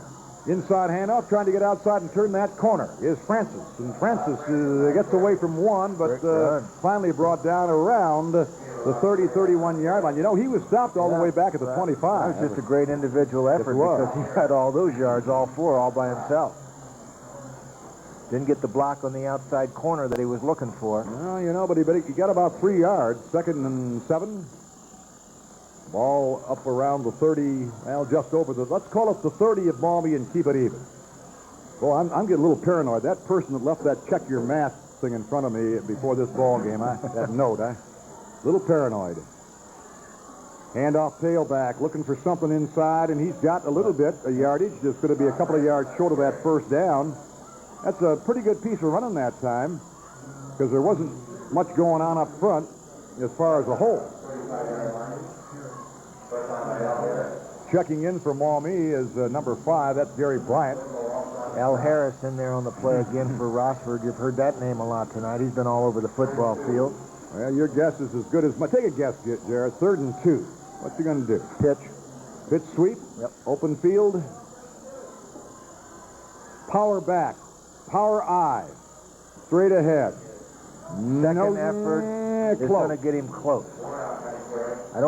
I don't think he's got it. According to the official on the eastern sideline, he's got it. Well, it depends upon the spot, obviously. He's got it by a foot. You think so, huh? Well, look at the official. Well, I'm going to get the binoculars on then, Josh. What a measure. Well, okay, I see. Yeah, the official's foot does indicate a 1st down. Yeah. I think Maumee got a good spot on that one. Yeah. There. Well, home team. Jerry. Yes, Jerry. You know how that works.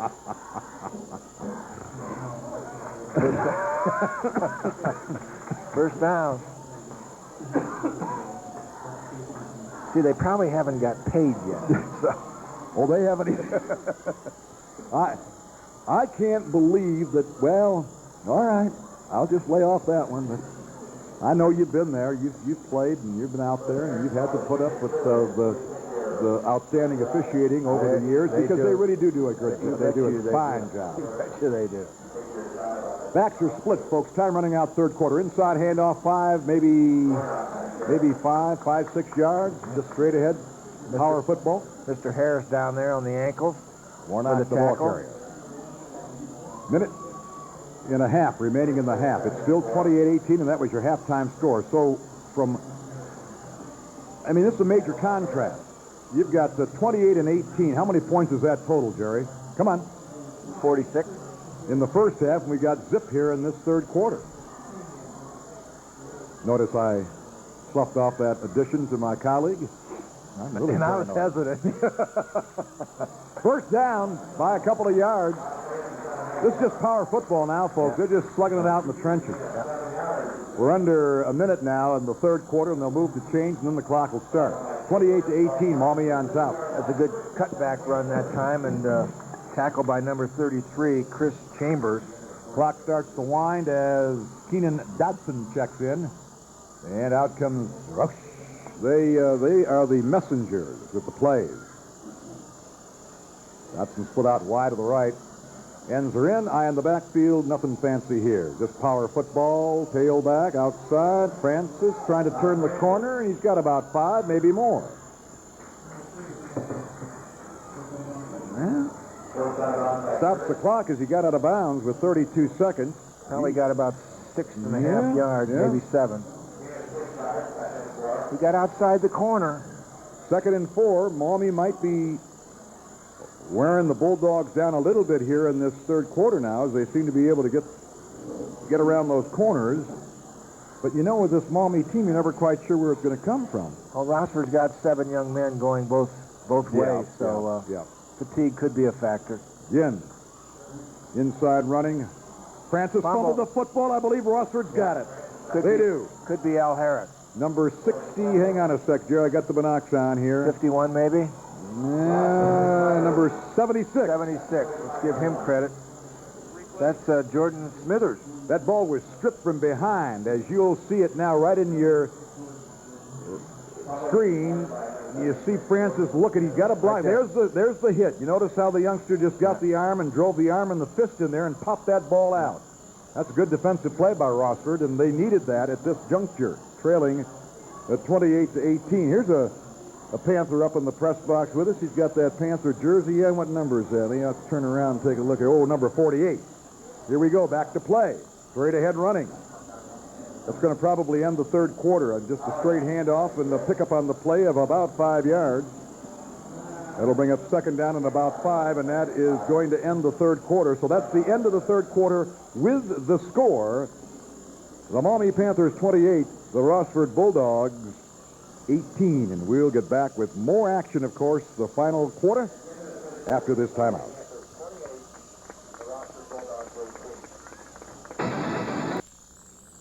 Bulldogs are trying to pick up that first down first of all, and then get something else on that scoreboard. They trail by 10, 28-18. High in the backfield with a 3rd and 3, as we said, and here's a pitch sweep to the short side of the field, and with a second effort and some bodies being thrown around. He didn't get it. I don't think he did. He's going to be shy by maybe a yard. See where they bring it in from the western sideline and spot it. He being Jerry Heleda, he's had 25 carries, 183 yards. That's 7.3 yards per carry. And he gets... well, I'll tell you, it's actually 4th down, Jerry, and 2. Yeah, so I mean, Rossford's in territory where they've got to go for it here. All right, here it is. 4th down, 2, big play. Big play. They line up in the eye-open field of the eastern sideline. Curtis calling signals as the pitch sweep, the double reverse coming up. Here he comes. Plotner running the football. He's got the first down, and they've used that for the 2nd time in this football game to their advantage. They be in the Rossford Bulldogs. Great call by Coach Ferguson. 4th and 2, and you got a money back, and they opt to give him the ball and then do a handoff, a reverse for the first down. And there you see it. Clean pitch, good handoff.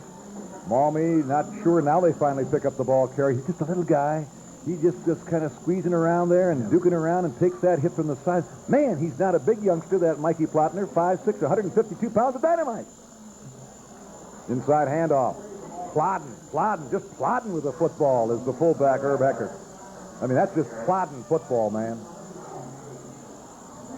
That is 5'10", 200-pound sophomore just picking him up and driving those knees into this natural turf, and he gets a good gainer on the play of, I'm going to call it 7. Make it 2nd and about 3, a long 3. Wideouts both right and left. Curtis calling signals, and a hand, and there he goes. He's got the first down inside the 30 to about the 25-yard line, and of course that was Justin Heleda. I'm going to tell you something, Jerry. I just focused that time on 76 for Rossford. That's Jordan Smithers, 6'1", 247 pounds. And he just did an outstanding job of blocking on Matt Rowland. We haven't heard that name a lot. Matt's 6'5", 210. That's because Smithers is doing an outstanding job on that young man, offense to defense. First and 10 is an inside fake. And pass over the middle, and it's incomplete. And, boy, he had it set up, too. He almost intercepted, though, by Dan Riggy. Yeah, but Curtis had it set up. He had his receiver. Man. Just a little bit too tall for Riggy. It tipped at the line. Watch it here, Jerry. Spin move. Little pump. There, see, he was right there in the middle of the zone. But overthrown by a couple of feet. Second down and 10 stops the clock. 9:27 to go in the game. Handoff. Justin to the 20. That was close to a face mask down in there, I believe. I saw a hand get down in there, but no harm, no foul. 20-yard line. He got about 5. He just gets... It looks like he's got a yard, and he ends up with 5. So, he's averaging about 6 yards a carry. Haleda is. 3rd and 5 at the 20 of Maumee, and the Panthers lead at 28-18 with exactly 9 left in the game. Haleda now 202 yards on 29 carries. Haleda again. Well, he's got a hole there. Oh, my. He had a hole, and then he took about 3 Panthers with him inside the 15 to about the 13. It's another first down for Rossford. Tell you, they've been down in this football game from the giddy-up go, and they just will not go away. I mean, they're snarling again. Yep. Here, General's got his golf cart down here to the left again. He's got the lights on. He's got the donuts in there. Yeah, he went out and made the donut run. Bless him. All right. First down and 10. Rossford. They want more. They're trailing by 10. Quarterback Curtis hides it nicely, lost it to the end zone, and it's overthrown into the wide side. It was, had the ball even been completed, he would have been well out of bounds, he being Plattner, the intended receiver. But again, passing on first down to try to, again, the element of surprise, if you will, and Fergie mixes it up nicely, doesn't he, in the play column? Both these teams really do, Jerry. You're never quite sure where the attack's coming from. That over 200 yards now for Haleda is the first ball carrier we've seen this year in our 9 games to go over 200 yards. Haleda again. A couple of blockers, bounces it outside. Will the speed do it? Again, he juke at the 5 and dives to about the 2. Saving tackle over there. I can't get the number. Who was that, Jerry? 21. Yep. That's Riggy. He saved the touch. Well, you want to see a youngster do something about on his own. He got a couple of early blocks along the line, but you watch when he has to make the cuts. There's a little bit of a brush block. Now, watch a couple of moves here. There's the shoulder hitch. Oh, man, he left him in his tracks and then lowers that shoulder and he just expends his body. Well, I think the Cats down in Athens, Ohio, got themselves a goodie, whether he goes defense or offense. First and goal, handoff, lowers, dives, in for the touchdown. That's his 4th. Well, that'll tighten the old chin straps a little bit here for the Maumee Panthers. They'll still have the lead, but now it's down to 28-24 with 8:07 left in this football game.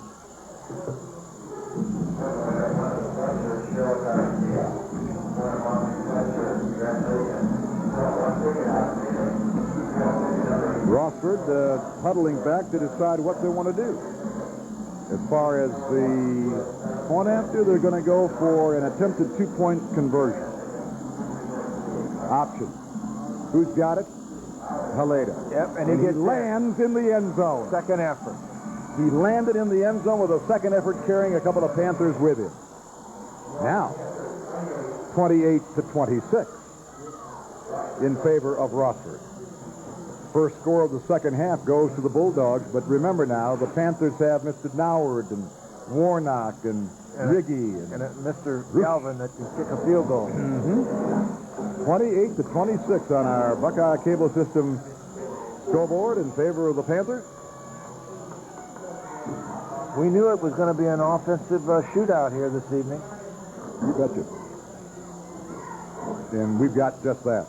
With 8:07 remaining in the game, and 28-26 in favor of the Panthers. There's the Maumee cheerleaders trying to get their fans to rally. You know, the team that wins this game might be the team that ends up with the ball last. Yep. Maumee's victories in the conference this year, their two victories have been at Northview 9-6 and AW 21-7. Rossford's two victories have been against Perrysburg 26-0 and Springfield 24-14. Somebody tonight's going to go 3-3, and the other team's going to go 2-4. That drive, Jerry, 12 plays, 56 yards. But look at the time, 5 minutes and 18 seconds. Haleda, 8 carries, 40 yards on the drive. He's over 200 yards. And who's got the tee? And who's going to kick it off? He's just one heck of an athlete. Yes, he is. The best we've seen this year. I think. My personal opinion. I mean, when you consider offense and defense. Here's the approach. And a good high-end over-ender. He'll get it down there to about the 17-yard line. Here's the wedge up the middle and picking him up and laying him down and finally down. Wow. Somebody's down here for Rossford. Oh, he got behind that old wedge, didn't he? Number 40 on the tackle for Rossford. Let's give him credit because that was a saving tackle. That was Herb Eckert. Ryan got stuck in there behind that wedge, and he got good field position for the Panthers out across the 30-yard line. The injured player was up, and he's running off the field. That's Al Harris. Well, he's Mr. Special Team Guru. He's been on the ground all night on those special teams. Outstanding special team player. 38-yard line of Rossford. Pardon me, excuse me. It's the 38-yard line of Maumee. We're at 1st and 10 now. Now we're back to work. I guarantee you, Maumee's not going to just sit back. Hand off tailback. Clip one tackler and then pound it down. Francis running the ball. See where they spot it there, about the 28-yard line. So, or pardon me, 37-yard line was the initial line of scrimmage. He got to the 38, so he got a yard. It'll be 2nd and 9. Ryan Laudner for Rossford in on the play. He's supported by number 76 for Rossford. And the Jordan Smithers. shuttle system Maumee does, running those plays in and out. Wide receivers both right and left. Rossford trying to get those backers up there a bit. Back to throw, short drop, sideline, complete, and then down. Good, almost. Good now he is. defense by Curtis. Yeah. Right Played that there well, on the didn't play. he? Yes, he did. Now that play, they just went to the hook pattern. Earlier in the second quarter, if you remember, they did the hook and go, and now it hit See for it a again. touchdown. Short drop, Percentage play. but the defender right there. Yep. Played it well. Well, here's 3rd down. Yeah, good play. 3rd and about 3. That's the 44-yard line of Maumee. They lead at 28-26. Now it looks them over. Oh, he's got a lot of room over here if he can get outside. Oh, he does. And look out. He may go. Tripped up by the next to last man. Curtis. Curtis tripped him up. Mark Curtis. I'll tell you, old Johnny Rush, almost stroker. We'll see it again. Some good faking in here to handle the linebackers, and now you see Rush come outside. There's a good block there along the line, and then on the bit of a slippery field, eludes another tackler, and this is the next to last man right there. There's one more man deep for Rossford that may have had a chance. But Maumee in great shape now with a 2-point lead with the football and knocking pretty soon here at the door of Rossford. If they can keep it going, inside handoff, and not this time. That was Warnock, the 5'10", 170-pound junior fullback. Look who's on the bottom. Down at the ankle. Number 25, Mr. Haleda. 2nd down and 9 for Maumee. The ball at the 33-yard line of the Rossford Bulldogs, and the Panthers lead it by 2. And we're nearing the 5.5-minute mark of this football game. Roosh out wide to the right now. Open field is to the eastern sideline as we take a look in. And now a deep hand to the tailback. Curtis Noward handing off to Francis, and he got maybe a yard or two, and that's about it to the 31. Give him 2. It'll be 3rd down and 8. 75 down there for Rossford. That was Chris Bowes, and also 77, John Gogol. Limping off the field for the Rossford Bulldogs is Chris Bowes. Maybe okay. He's a big youngster. 308. Riggy is split out wide to the left. Wide receivers both right and left. Short drop.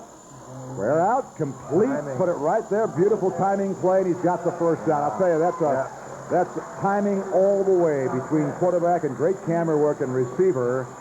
Just put it right there as he made his turn. Isn't that nice? 3-year starter, senior, right on the money. You know, great line protection, Jerry. They haven't worked on this one. This is all on timing. Look at this. Just as he turns, the ball is there.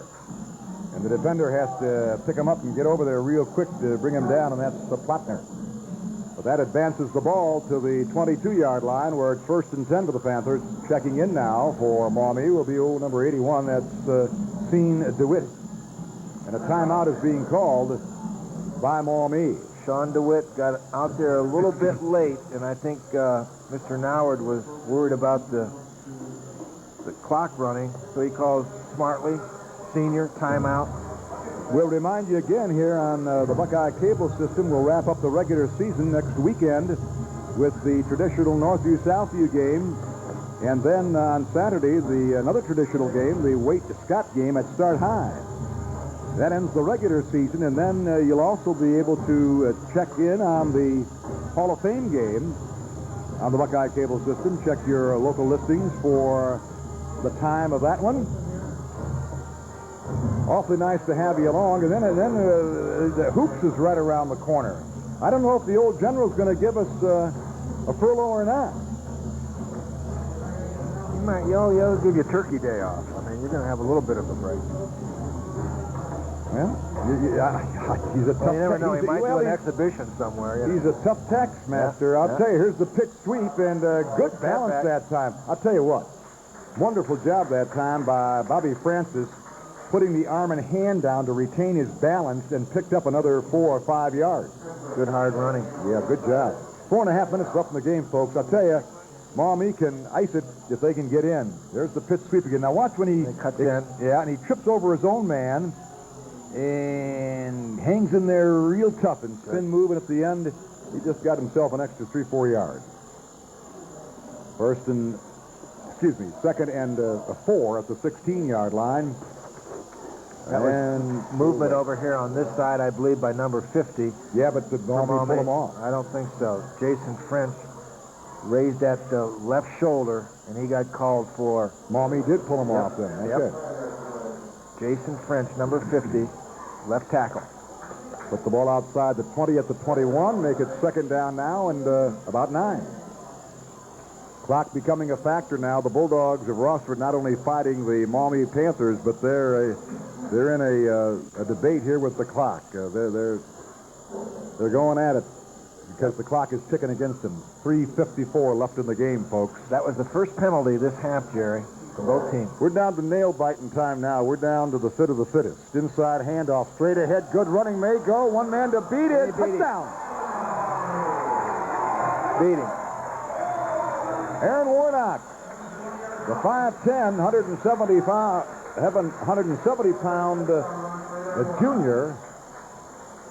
And with that, the Maumee Panthers get a little breathing room here, leading 34-26 with 3:41 remaining in the game. Well, that shows you the mark of a good football team.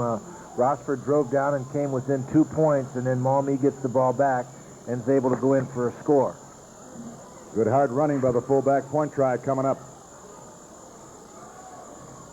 Snap, ball in the peg, kick is no good. No good.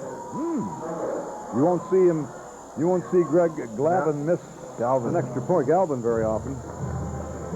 All right. Well, we're within a touchdown and a 2-point conversion here with 3:41. It's 34-26. And as we know, there is overtime in high school football. There's the scoreboard, the Buckeye scoreboard. And anytime you're going against somebody who's got a ball player like Haleta, it's not over until it's over. We'll see this play again, and this is just good hard running by Warnock. Nothing fancy, good blocking up front, and yeah, hangs onto that football. The youngster tried to strip it away from him from behind, but he wouldn't let that happen. 8 plays, 62 yards, 419. Score came. Thank you, Mr. Sweet. Warnock now has 15 carries, 95 yards, so he's approaching the 100-yard mark. We have 3:41 left in the game, 34-26 in favor of Maumee. And ready to go. Now they're trying to hide back here, the deep men. I like this. Now they split out. Potner to the left. And it's going to come down. Is Potner going to pick it up? Yeah, little guy. 15, 20, 25. Oh, great tackle out there by number 20 for Maumee. Give him credit. That was Aaron Warnock. Was able to dive in there, grab the ankles, and just throw him off enough to make the tackle. 1st and 10 for the Rossford Bulldogs. And they'll be coming out of their cage at their own 25-yard line, trailing by 8. 34-26 with 3:36 left in the game, but don't go away. Back to runner throw. Fumble on the play. Maumee got it. Rossford got it back. That was a bit of a late handoff that time. The hookup was not good. Fumble was recovered by number 40 for Rossford. Big recovery. That was Herb Eckert. I don't think the... no, that was a good handoff. Good hit. It's just, the helmet on the ball routine. The old helmet on the ball, and you know what? He almost got it back, but there you go. There's a good camera shot. Justin H. almost got that back himself, but that was just a helmet hit on the ball, and it popped out. 2nd down. After all that, you got a couple of yards. 2nd and 8. Well, I don't care where the field of play is. Rossford's in a 4-down deal. Here's the pitch sweep, and he might throw it. The halfback pass. The throw back to the quarterback. And he fell down.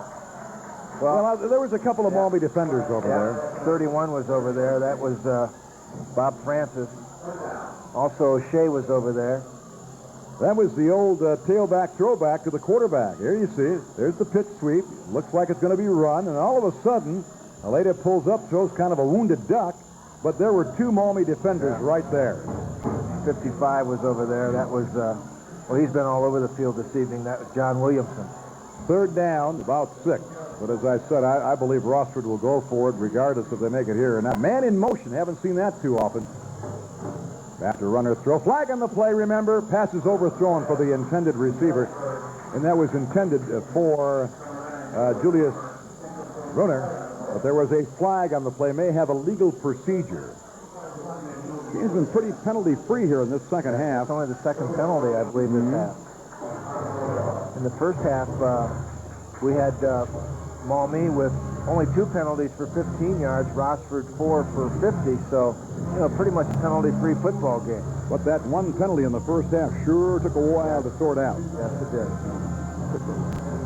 34-28. Well, and it gave Maumee the football back, and they scored a touchdown. All right. They declined the penalty, so it's 4th down and 6. And here it is, the last gasp for Rossford. Screen pass. Nope, not going to do it. Nope, sir. He tried, he being Justin Hilaire, but there were just too many purple-shirted Panthers around him. And that should solidify the victory here.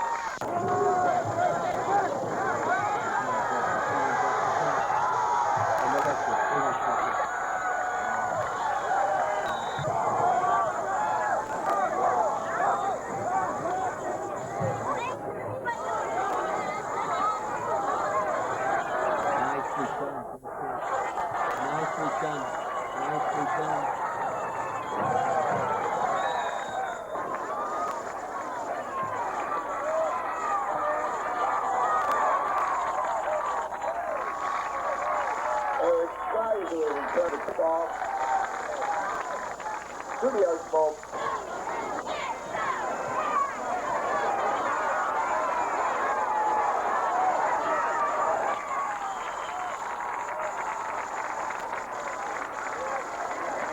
Eric Kruger's pass complete to Eric Greiser.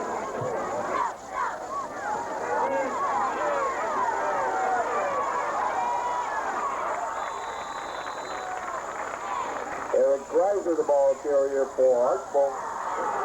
Brought down by Justin Holladay.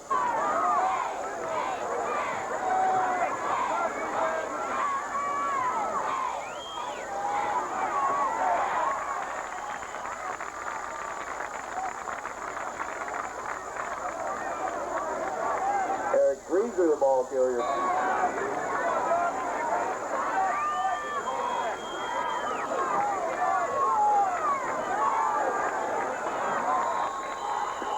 Greaser, the ball carrier, brought down by Rossford, Jeremy Koger, and Chris Chambers.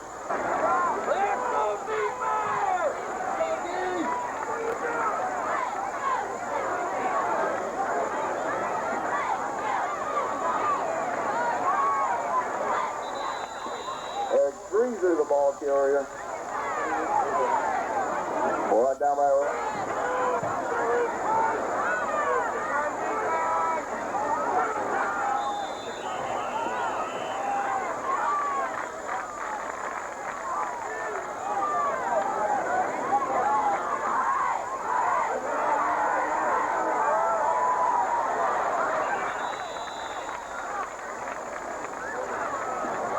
Storer, the ball carrier for Archbold, brought down by Julius Rumer.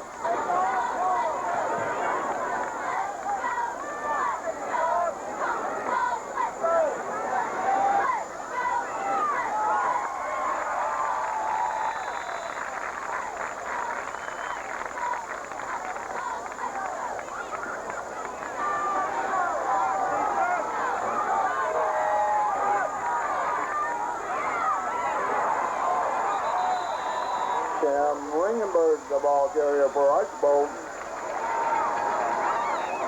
brought down by Rossford's Chris Chambers. Come on, defense! Turnover! Go deep!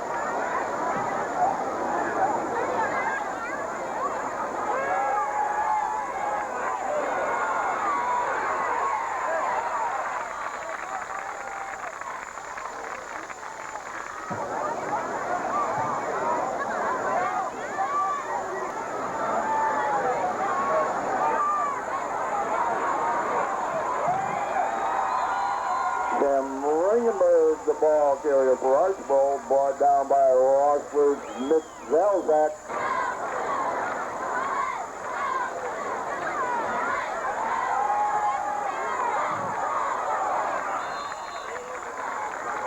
Kruger's pass intended for Storr.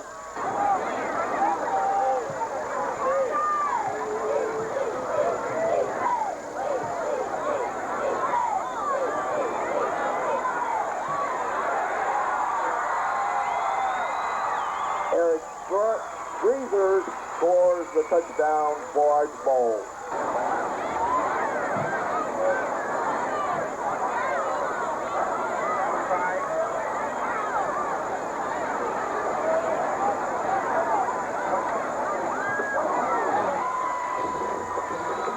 Bosco's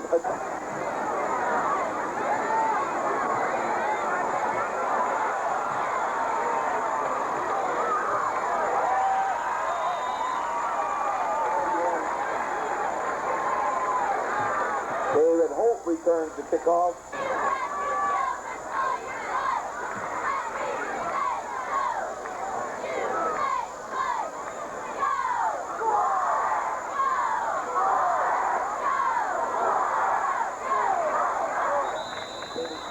Justin Holladay, the ball carrier for the Bulldogs.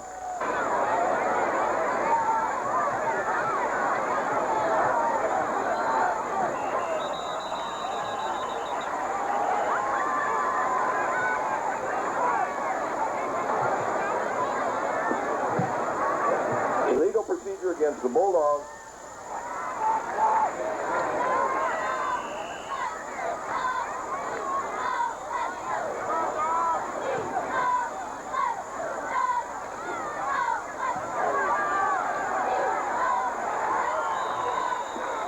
Justin Holiday, the ball carrier.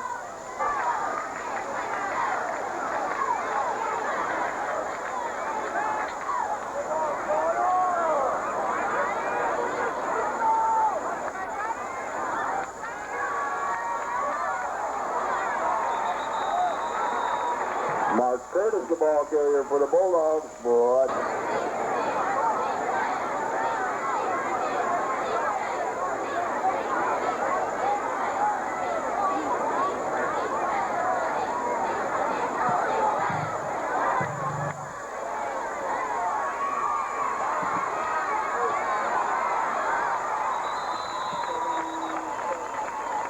Eric Greaser returns.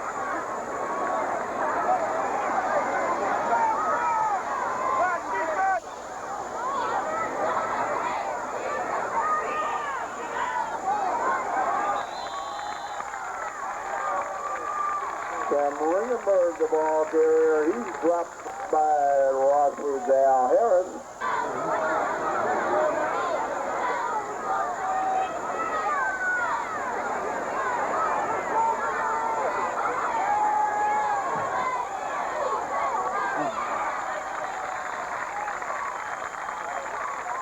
Kruger has been spinning for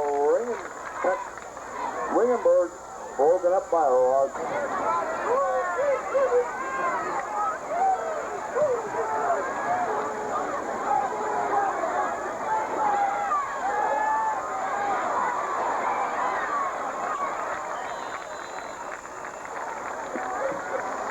The Kruger's pass complete.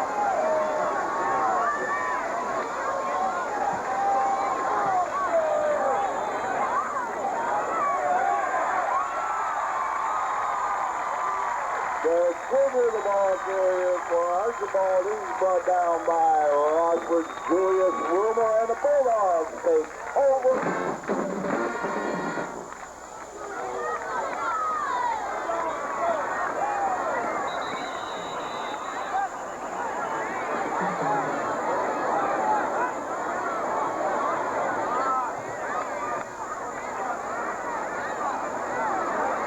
On 32-yard line.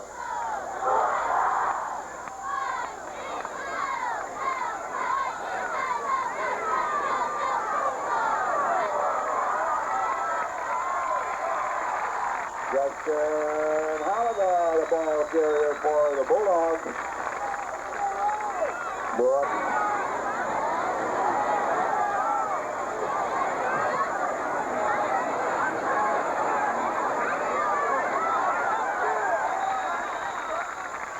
Justin Holiday, the ball carrier for the Bulldogs. Brought down.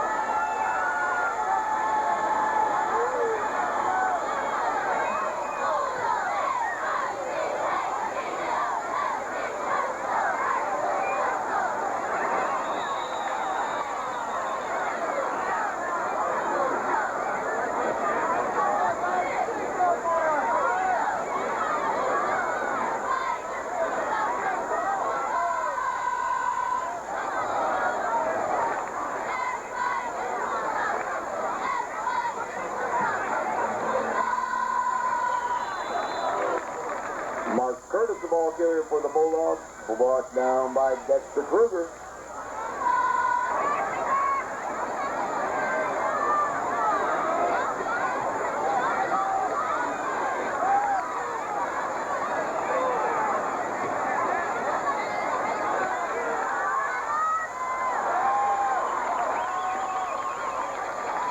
Mark Curtis, the ball carrier for the Bulldogs, brought down by Wade.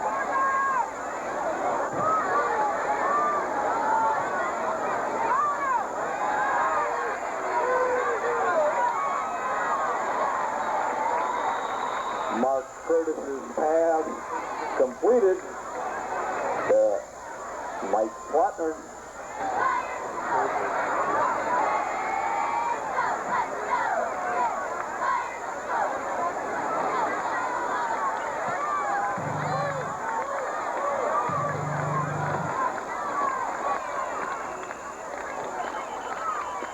Julius Rumor's punt.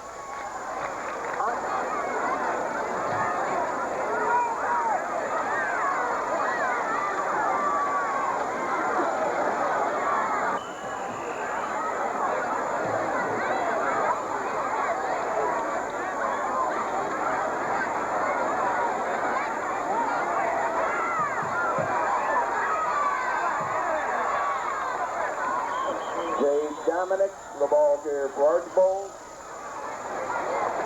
Brought down.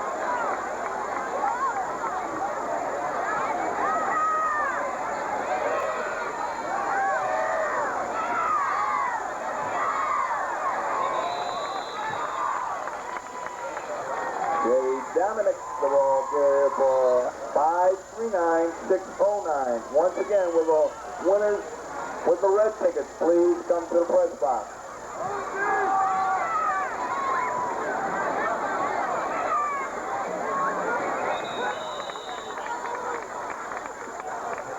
Okay, Dominic, the ball.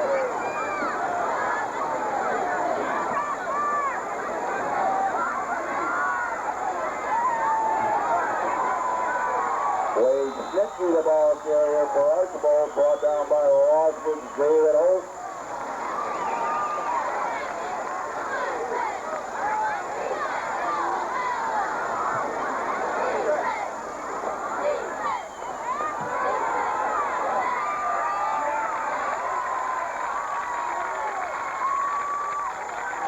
The prisoner brought down in the backfield by Rossford, Julius Wilmer.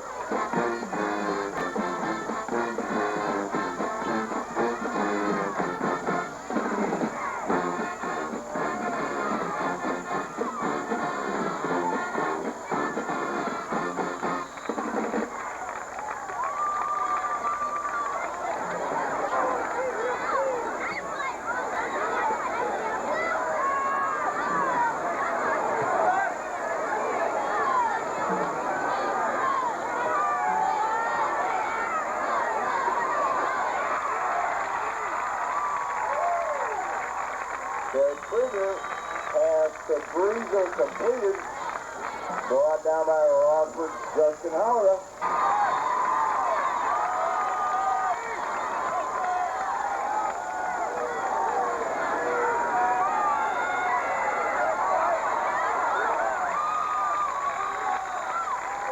The trigger pass intended for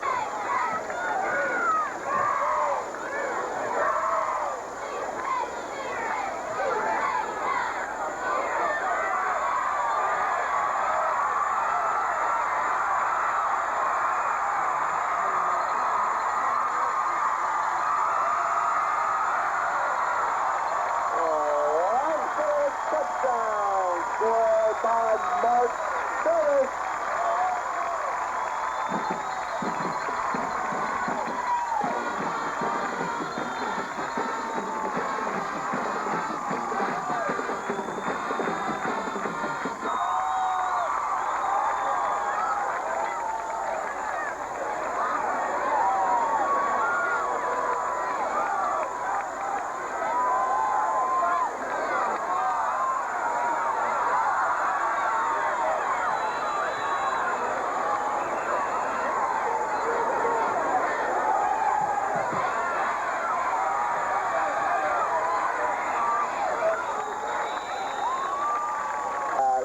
The door returns Justin Howard's kickoff.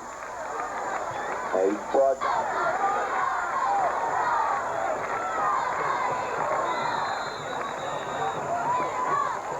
timeout for Rossford.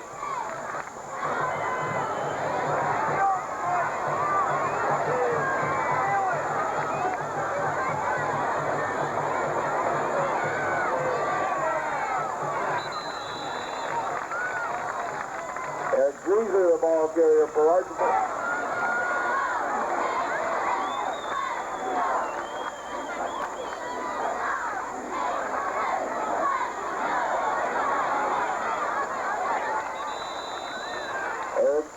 Greaser, the ball carrier for Archbold. Brought down by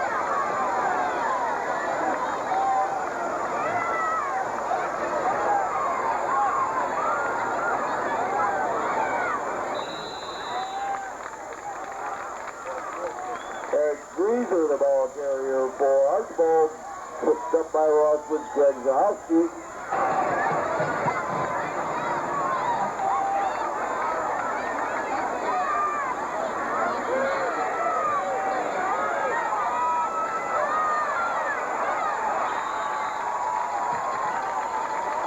Greaser, the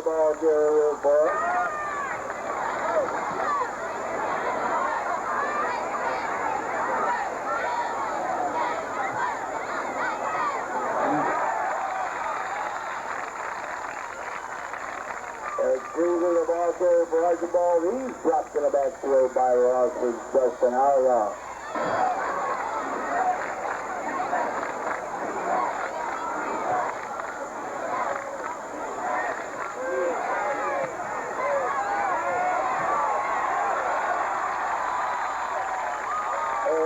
The ball carrier brought down by Rossford.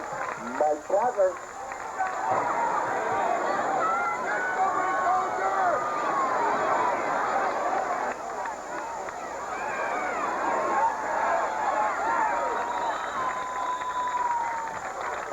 Jerry Dominic, the ball carrier for Archbold.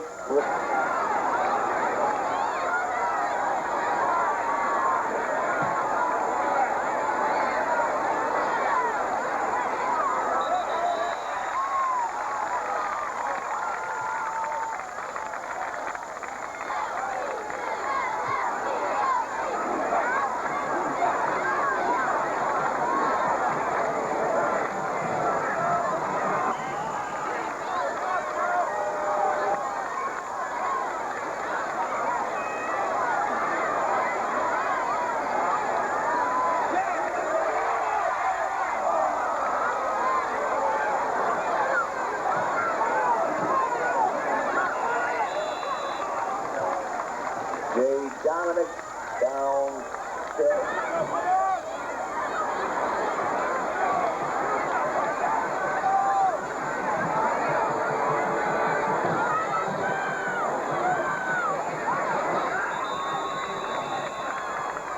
Justin Oliver, the ball carrier for the Bulldogs.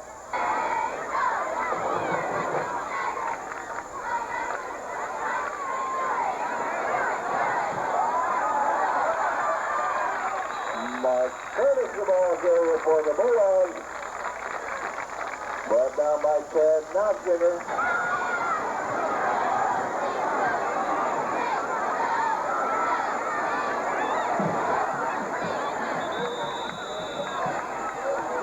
Tozier, the ball carrier for the Bulldogs, brought down by Wade Smith.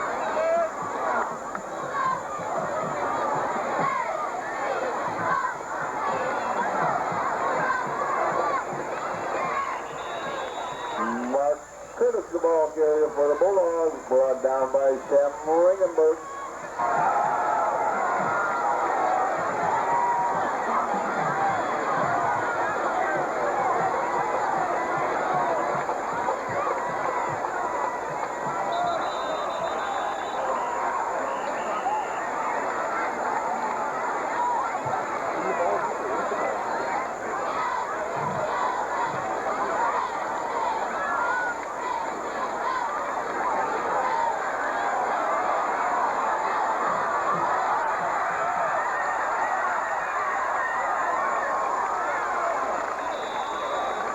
Mark Curtis, the ball carrier for the Bulldogs, flag.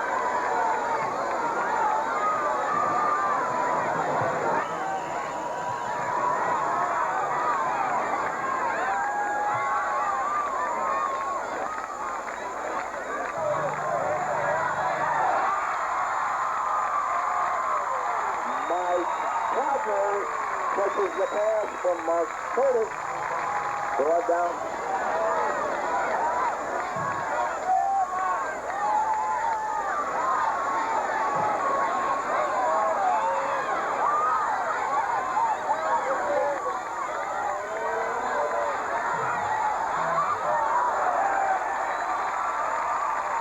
Mark Curtis' pass intended for Justin Alga. Incomplete. Flag on the play.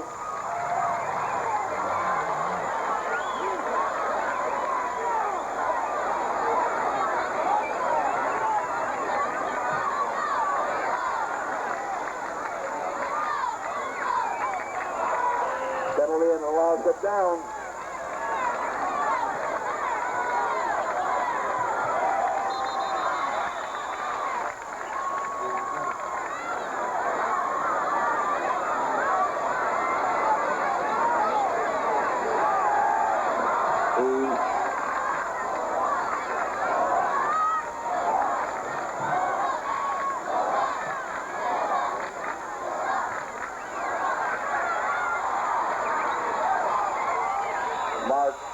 Curtis, the ball carrier for Rossford.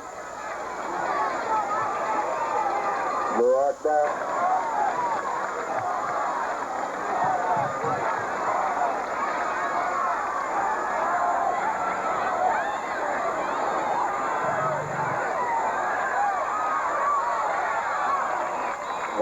Curtis, the ball carrier for the Bulldogs.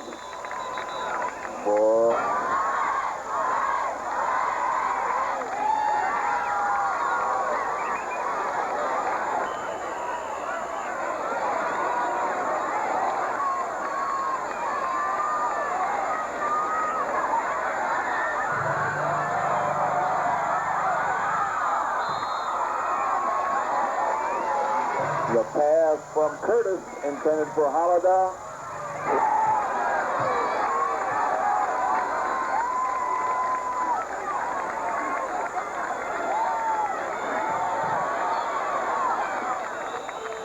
Eric Caesar, the ball carrier for Archbold.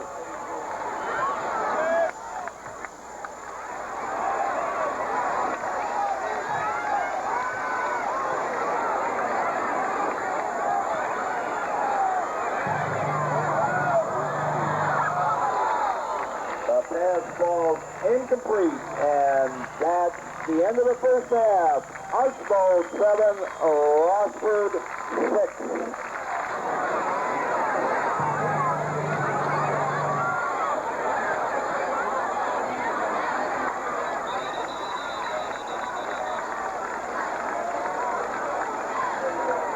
Herb Eckhart returns.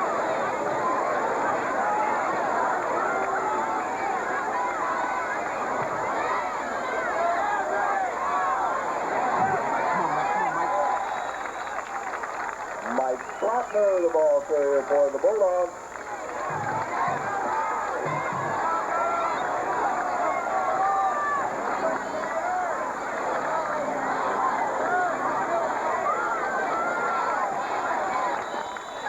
Justin Holiday, the ball carrier for Rossford.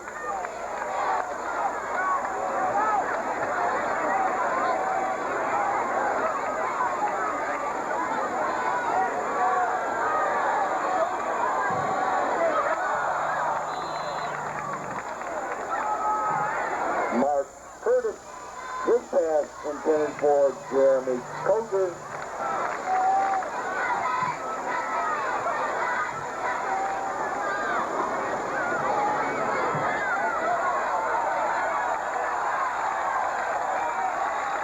Justin Holiday, the ball carrier for the Bulldogs, brought down by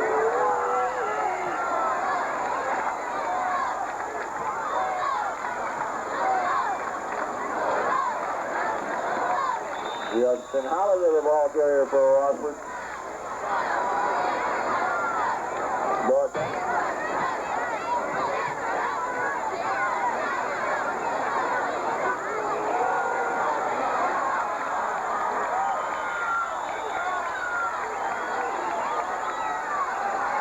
Mark Curtis tackled in the backfield by Lucas Bosco.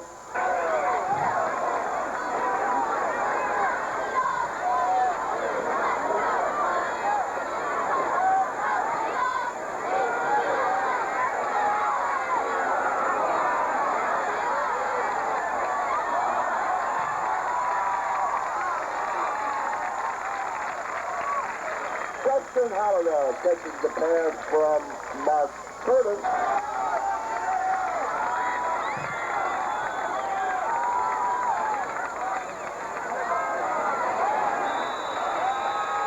Mike Rodner, the ball carrier for Rossford.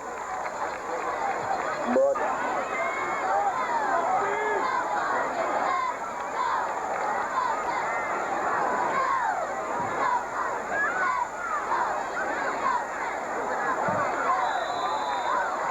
Jim Ringenberg, the ball carrier for Archbold.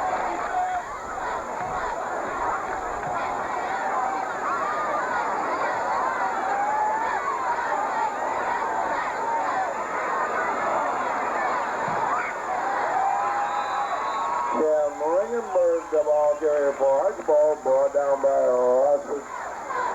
Justin Holiday and Chris.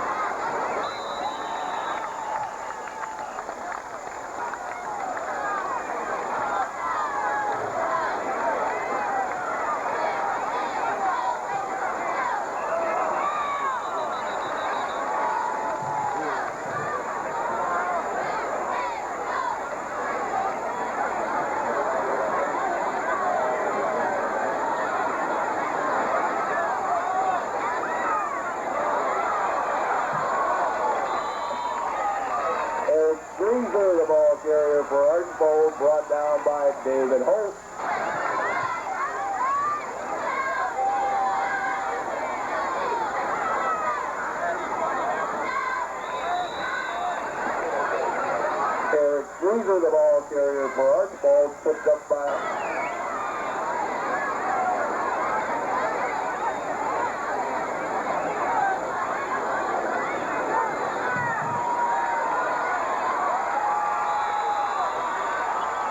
Ringenberg, the ball carrier for Archbold, brought down by Rossford, Chris Chambers,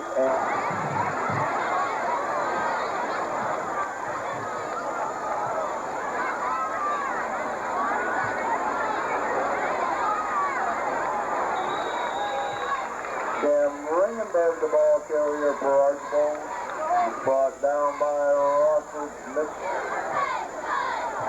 Velvet, and Jordan.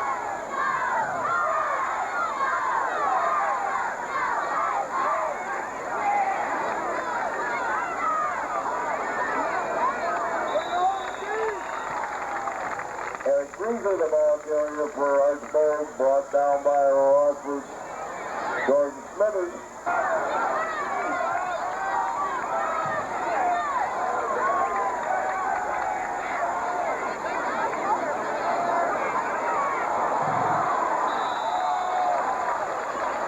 Dave Dominic, the ball carrier for Archbold, brought down by Rossford, Mike Plotner.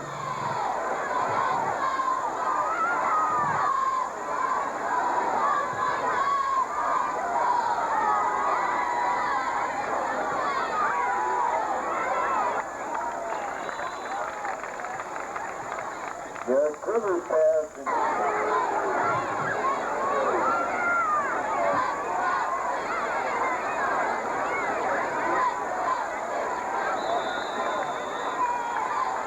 Eric Greaser, the ball carrier for Archbold.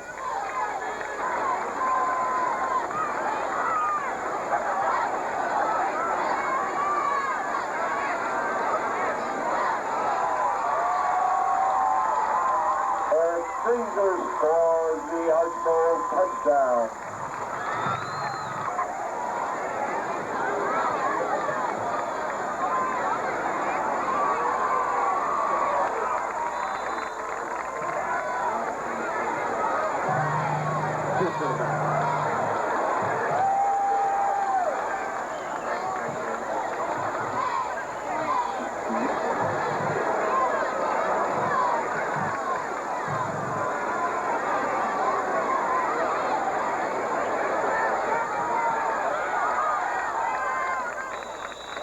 Mark Curtis, the ball carrier for the Bulldogs.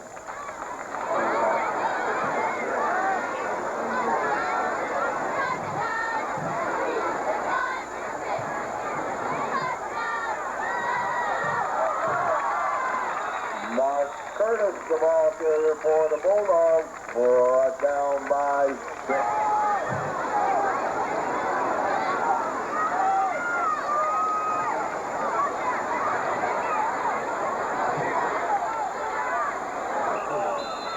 Justin Halliday, the ball carrier for Rossford.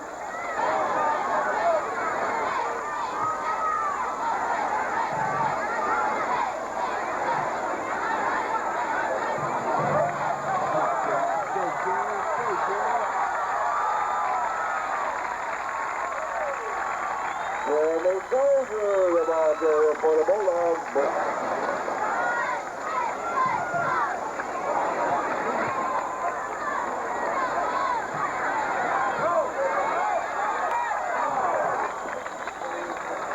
Justin Halliday, the ball carrier for Rossford.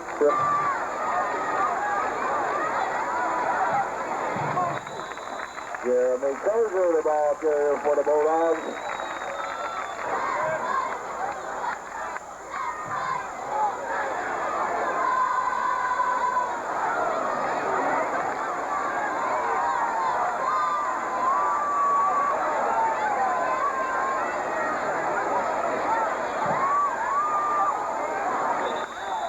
Justin Halliday, the ball carrier for the Bulldogs. Brought down by Jeremy Dozier, the ball carrier for the Bulldogs. Brought down by Dexter Kruger.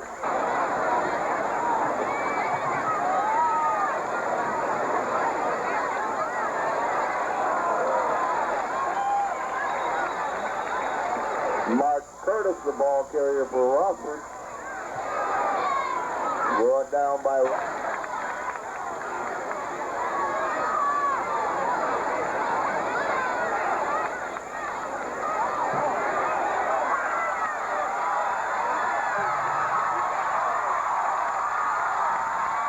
Justin Halliday, the ball carrier for the Bulldogs. Knocked out of bounds by Hank Smith.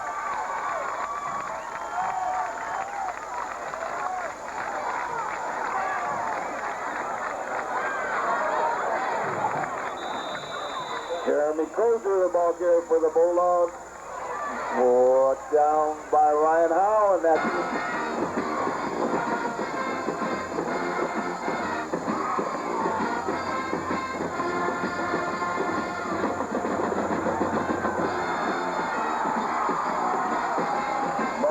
Curtis, the ball carrier for the Bulldogs.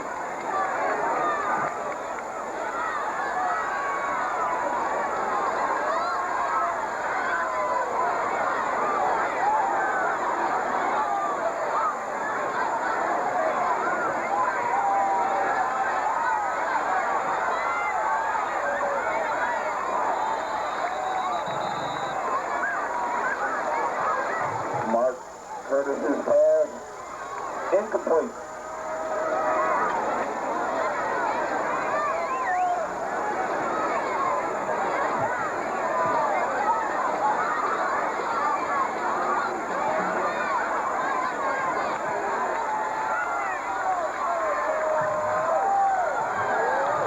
Justin Halliday, the ball carrier for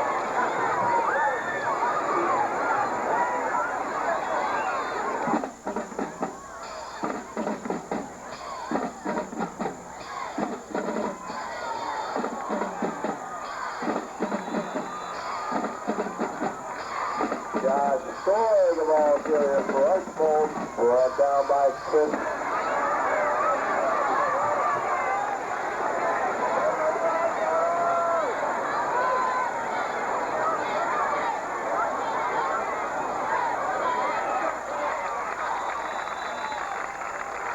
Joe Dominic, the ball carrier for Archbold, brought down by Justin Halliday.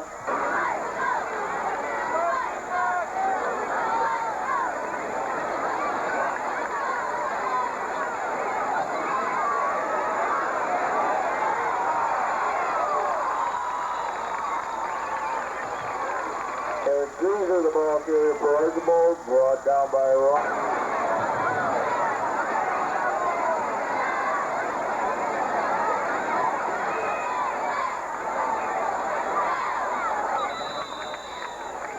Eric Greaser, the ball carrier for Archbold, brought down.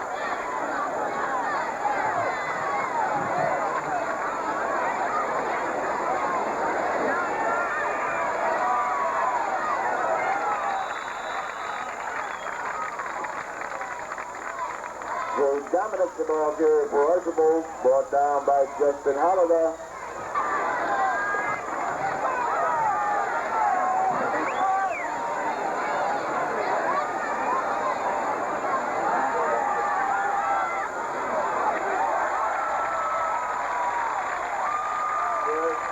Pass completed to Jay Dominic.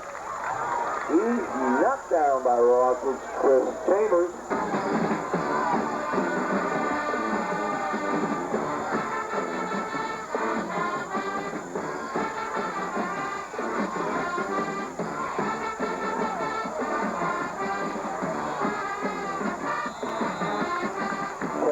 Nelson's punt is fair caught by Rossford Justin Halliday.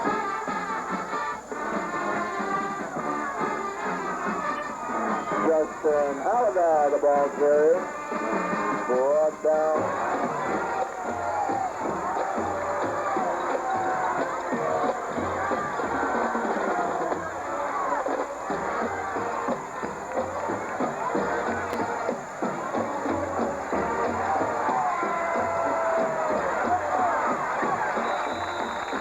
Justin Halliday, the ball carrier for the Bulldogs, brought down by Wade Schnitzu.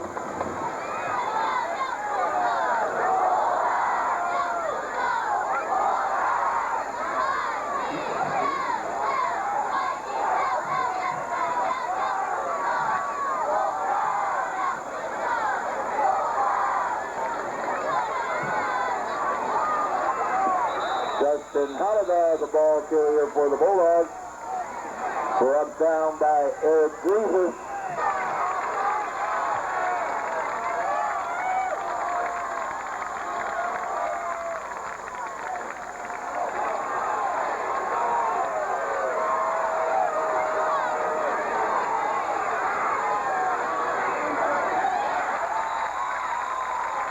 Justin Halliday, the ball carrier for the Bulldogs, brought down by Archbold.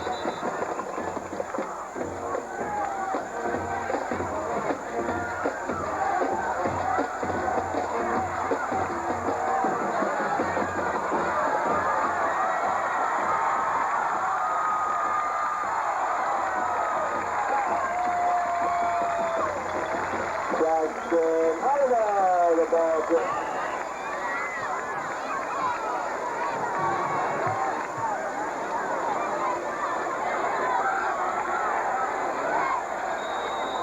Justin Halliday, the ball carrier for the Bulldogs.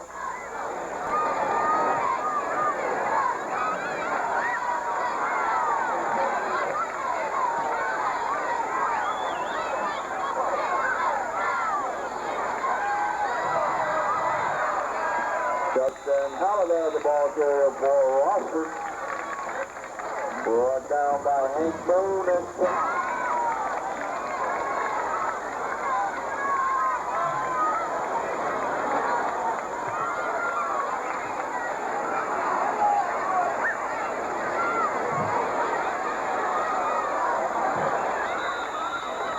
Justin Halliday, the ball carrier for Rossford. Brought down by Wade Schnitzu.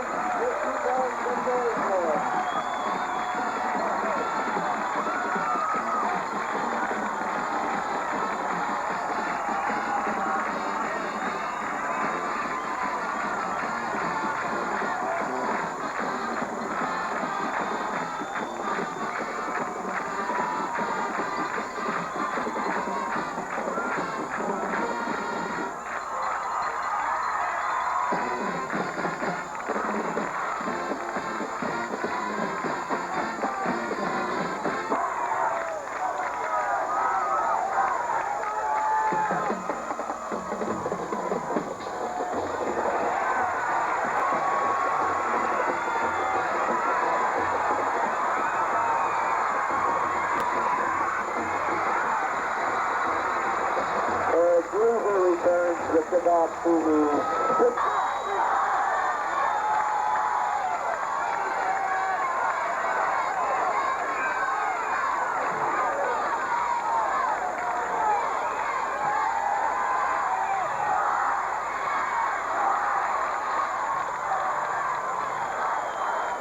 Dominic.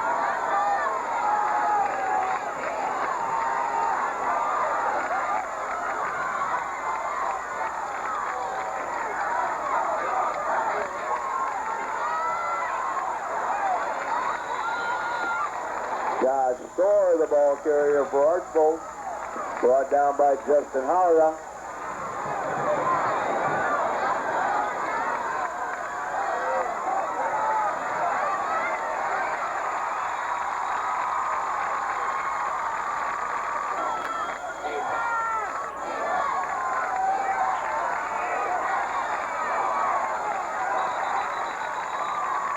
Boozer, the ball carrier for Archbold.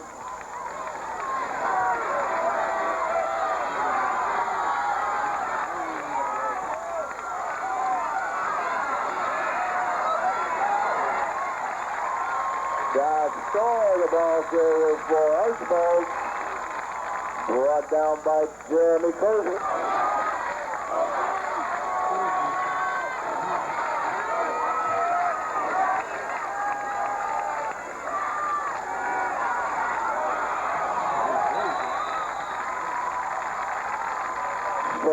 Ringenberg, the ball carrier for Archbold, brought down by Rossford, Justin Holiday.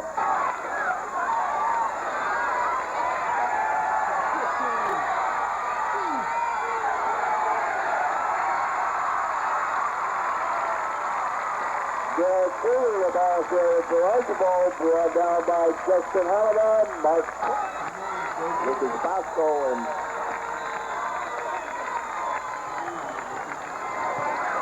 timeout.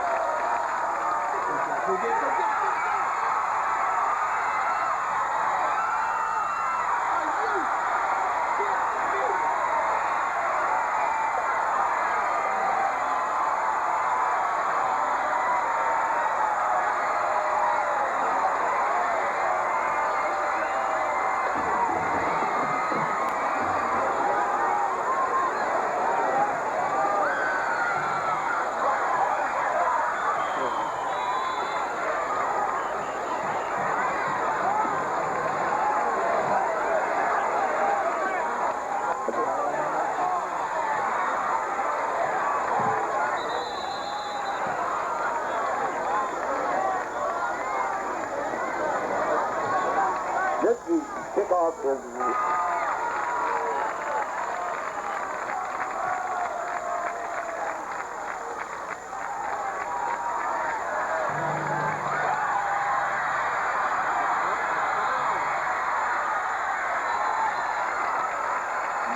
Curtis completes the pass.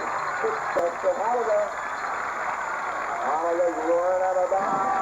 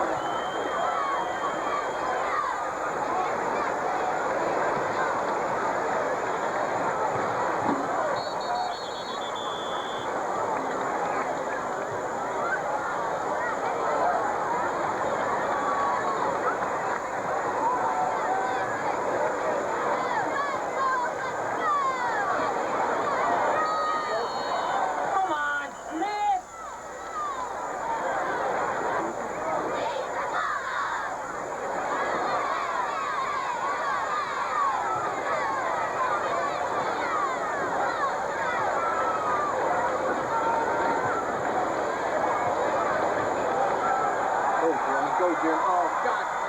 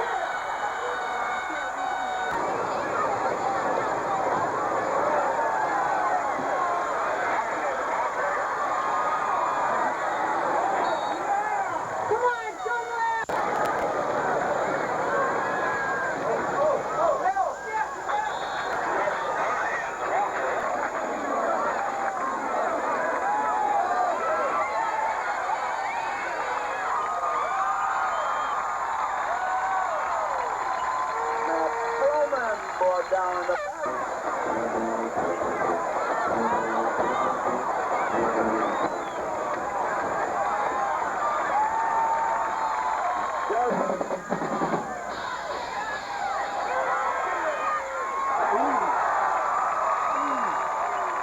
Foreman says,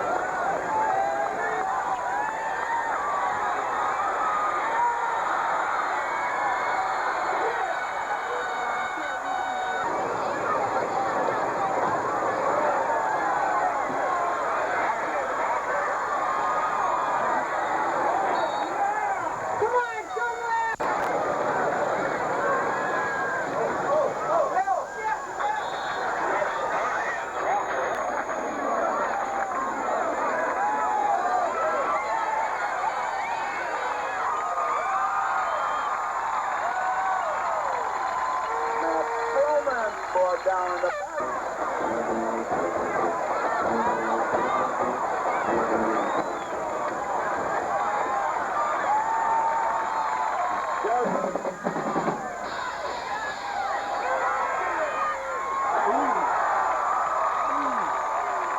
Foreman says,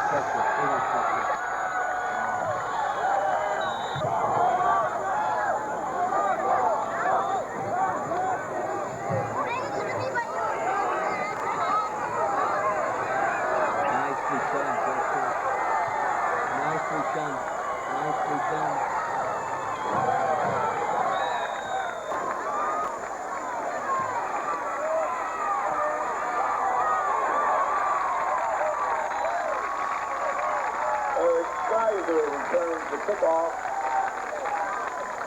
to the Archbold.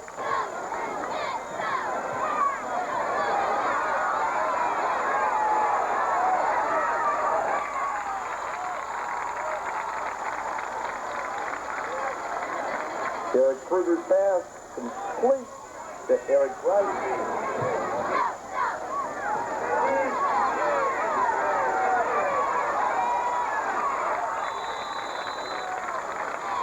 Eric Greiser, the ball carrier for Archbold. Brought down by Justin Holladay.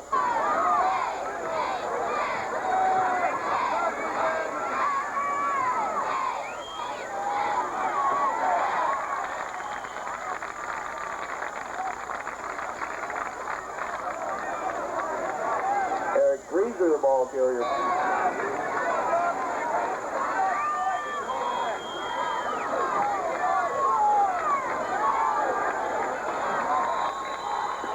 Greaser, the ball carrier, brought down by Rossford, Jeremy Koger, and Chris Chambers.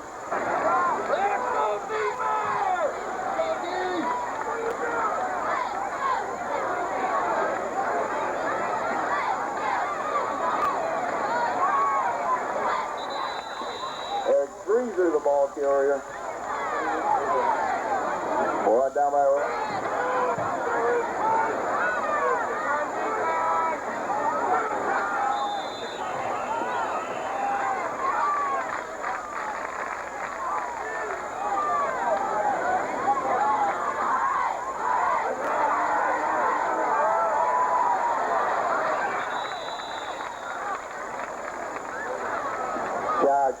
the ball carrier for Archbold, brought down by Julius Rumor.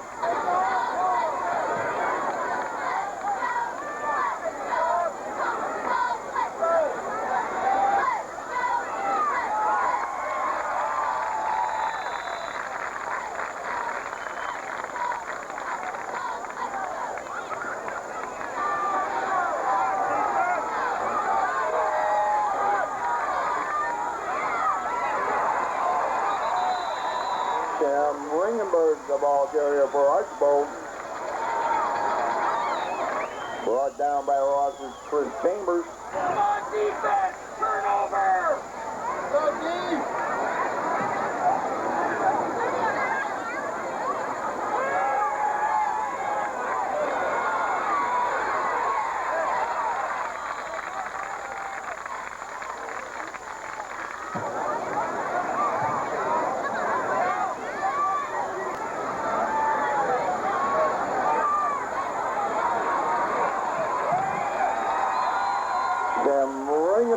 The ball carrier for Archbold, brought down by Rossford's Mitch Zelzak.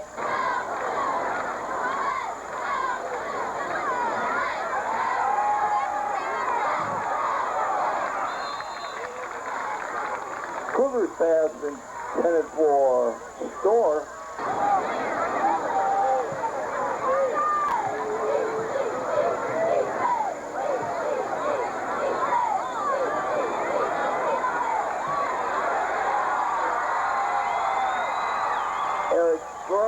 Greaser scores the touchdown for Archbold.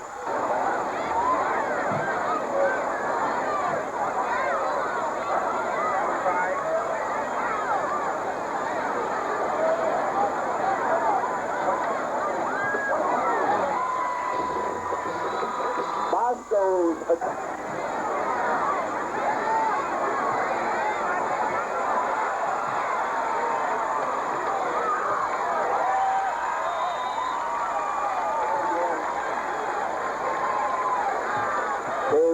returns the kickoff.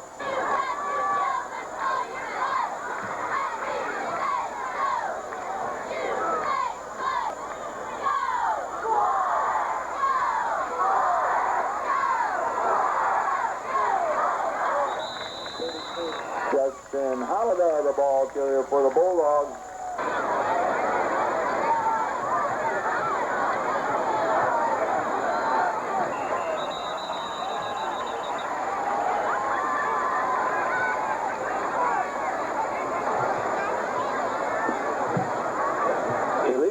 Against the Bulldogs.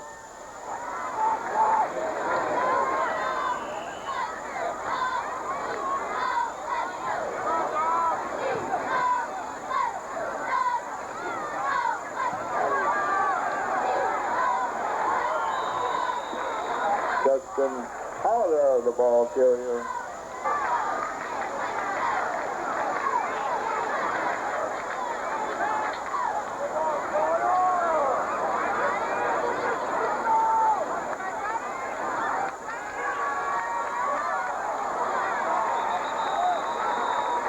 Mark Curtis, the ball carrier for the Bulldogs, brought.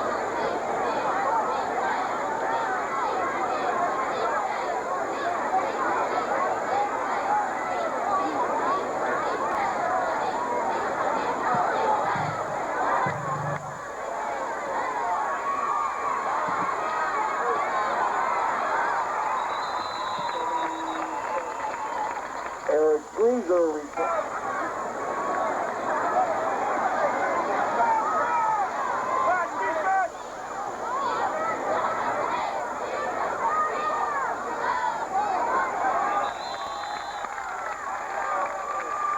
Cam Ringenberg, the ball carrier, he's dropped by Rossford's Al Harris.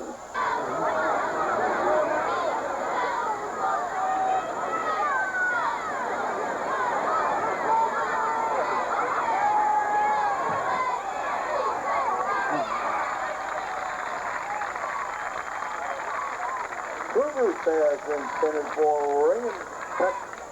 Ringenberg, broken up by Rossford.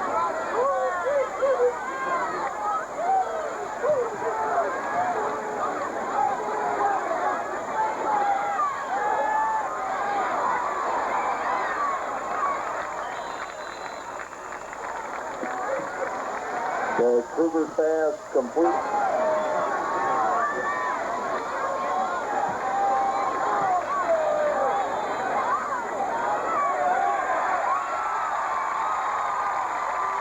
The Cougar, the ball carrier for Archbold, he's brought down by Rossford, Julius Rumor, and the Bulldogs take over.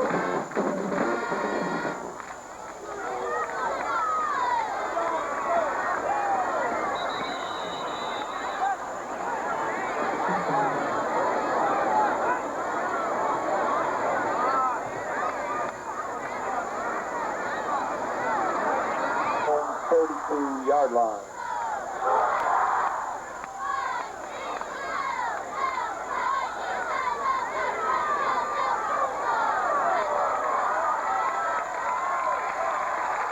Justin Halliday, the ball carrier for the Bulldogs.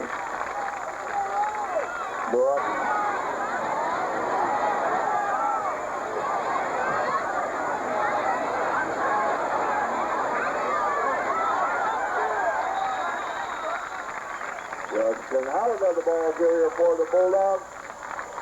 Brought down.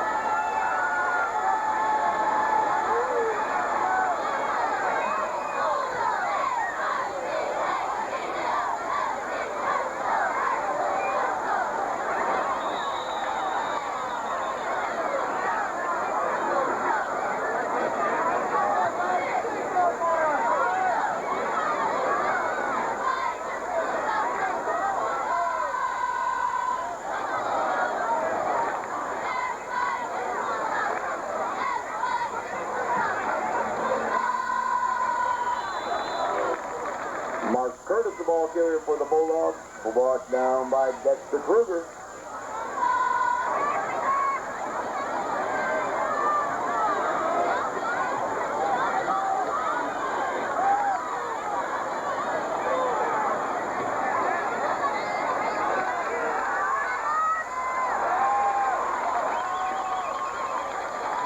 Mark Curtis, the ball carrier for the Bulldogs, brought down by Wade.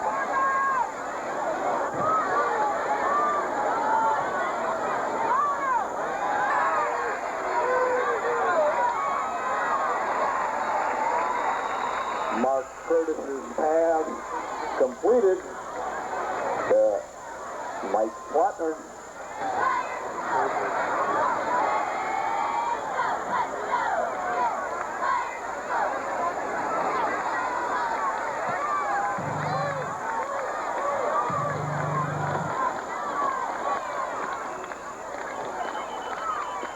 Julius Rumor's punt.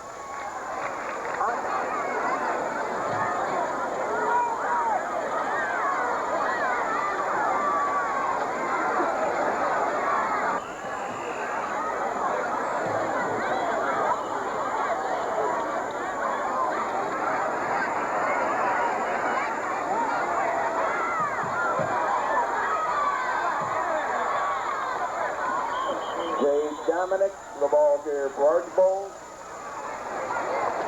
Brought down.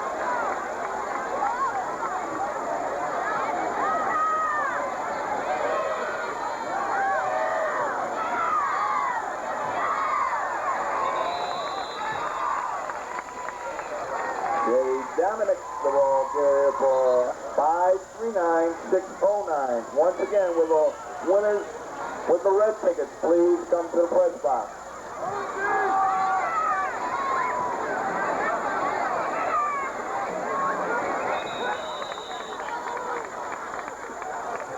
So Dominic, the ball.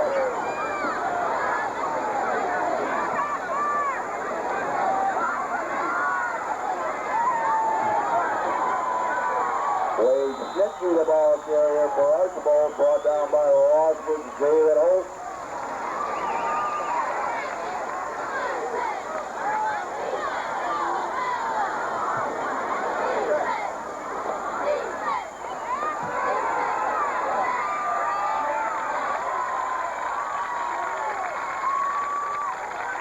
So Kruger brought down in the backfield by Rossford, Julius Rumor.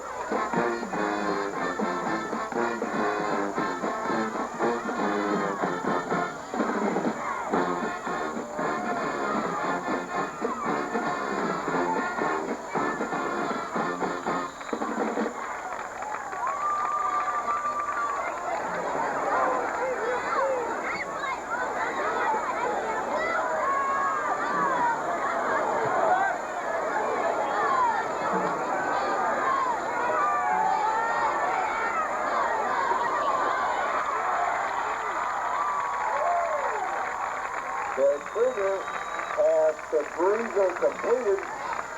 Brought down by Rossford, Justin Howard.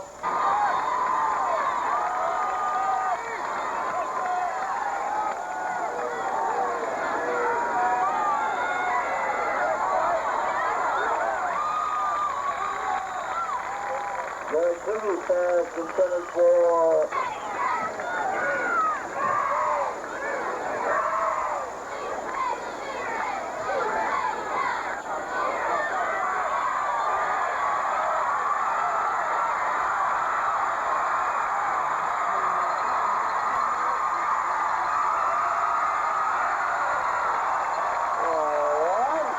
touchdown scored by Mark Dennis.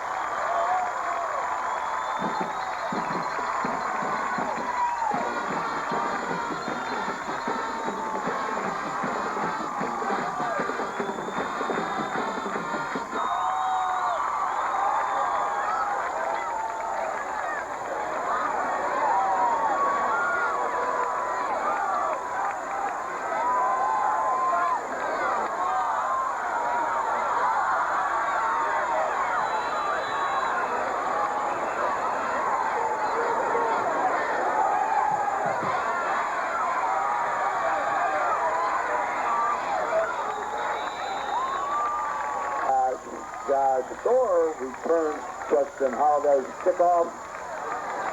A brought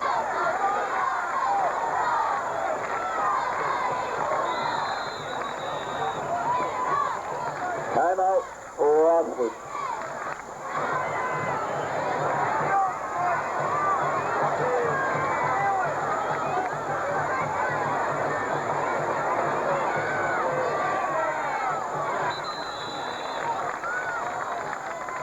Greaser, the ball carrier for Archbold.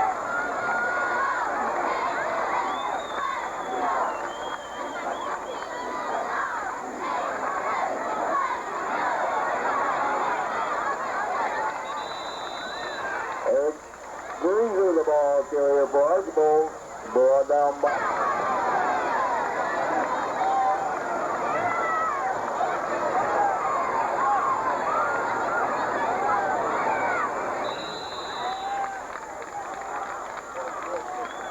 Greaser, the ball carrier for Archbold, picked up by Rossford, Greg Zahowski.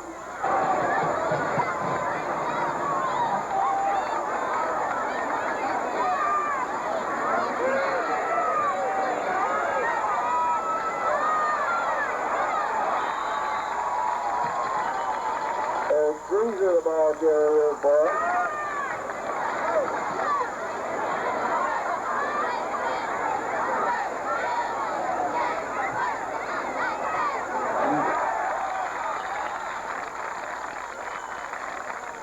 Greaser, the ball carrier for Archbold. He's dropped in the back throw by Rossford, Justin Howard.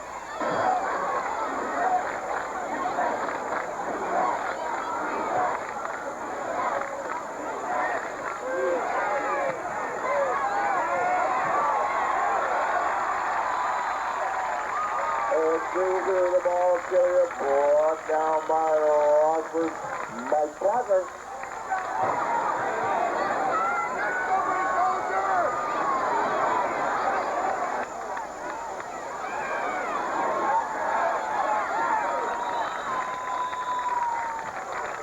Jerry Dominic, the ball carrier for Archbold.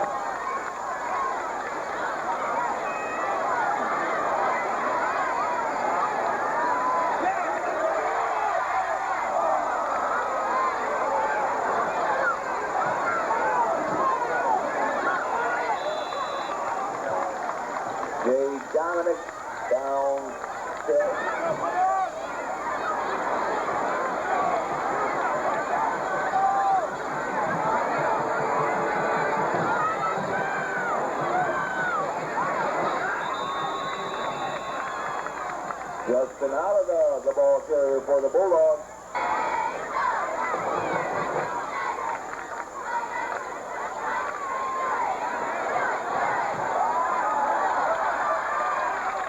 Mark Curtis, the ball carrier for the Bulldogs.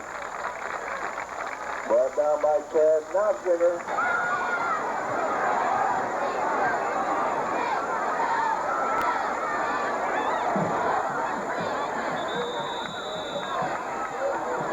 Tozier, the ball carrier for the Bulldogs, brought down by Wade Smith.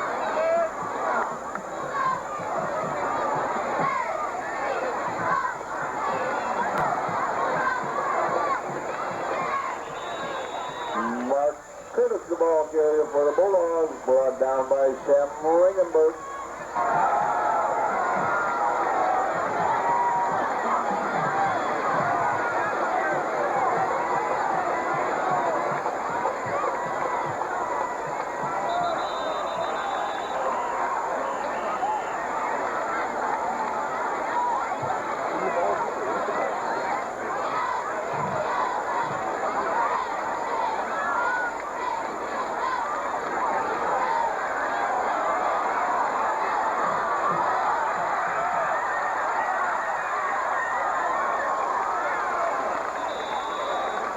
Mark Curtis, the ball carrier for the Bulldogs, flag.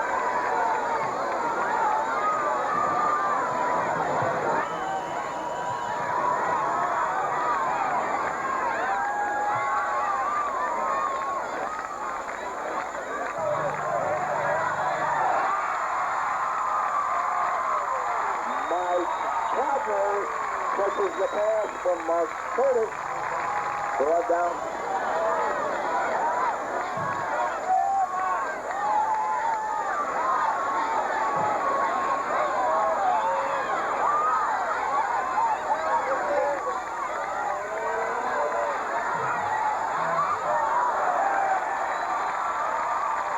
Mark Curtis' pass intended for Justin Howard.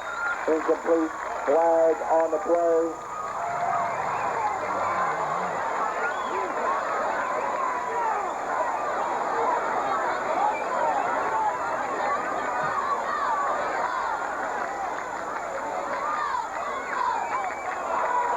Penalty and the loss of down.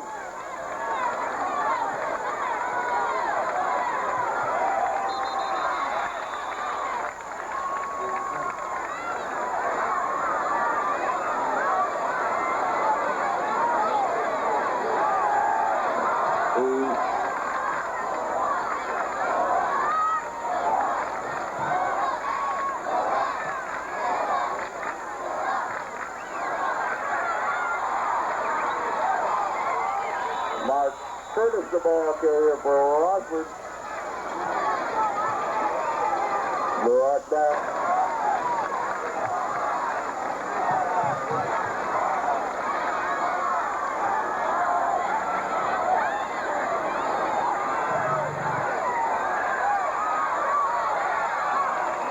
Mark Curtis, the ball carrier for the Bulldogs.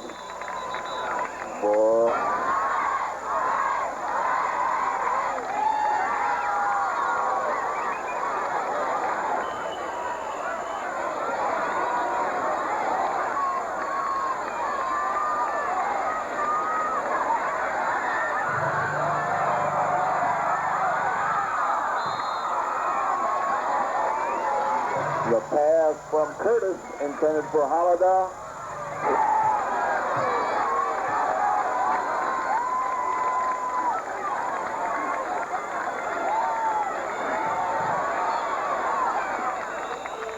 Eric Caesar, the ball carrier for Archbold.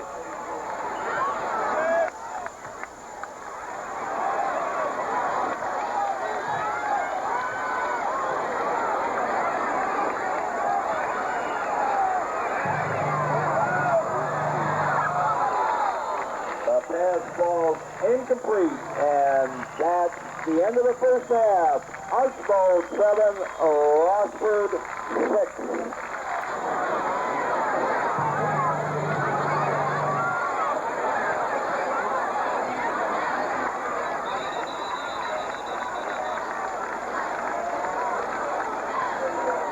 Herb Eckhart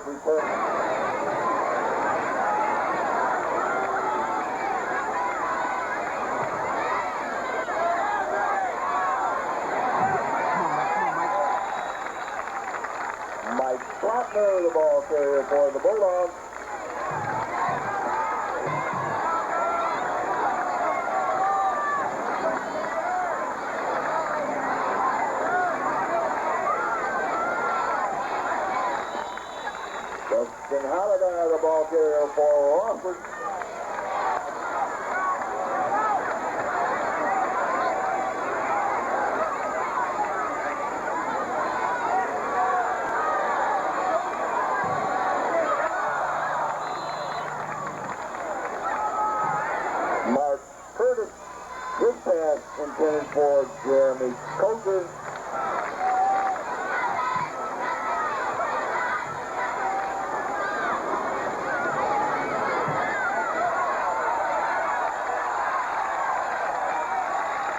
Justin Holiday, the ball carrier for the Bulldogs, brought down by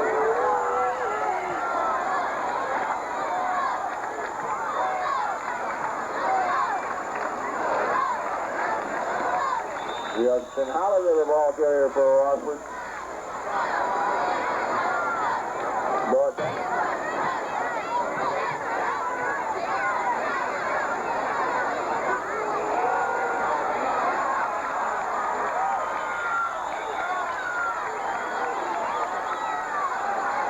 Mark Curtis tackled in the backfield by Lucas Bosco.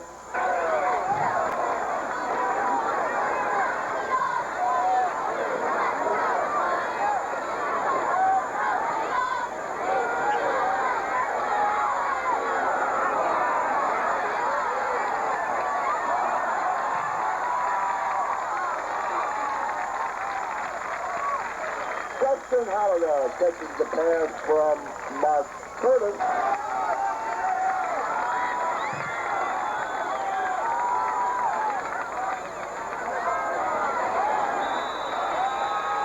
Mike Ratner, the ball carrier for Rossford. But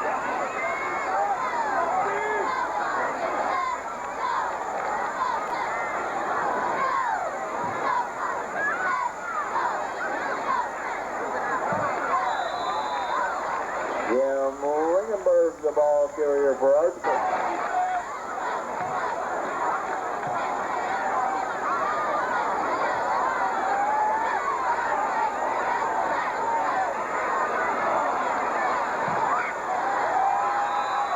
Jim Ringenberg, the ball carrier for Archbold, brought down by Rossford.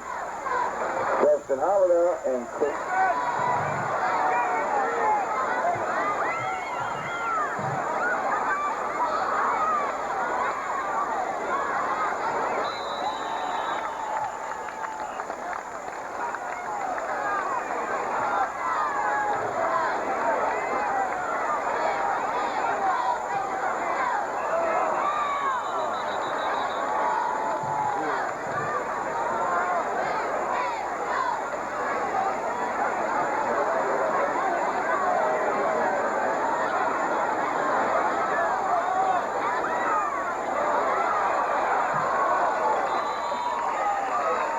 Greenzer, the ball carrier for Archbold, brought down by David Holt.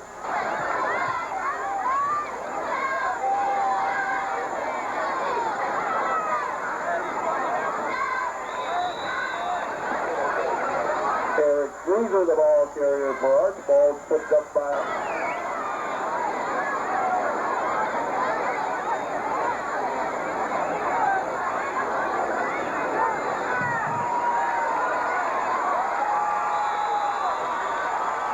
Ringenberg, the ball carrier for Archbold, brought down by Rossford Chris Chambers and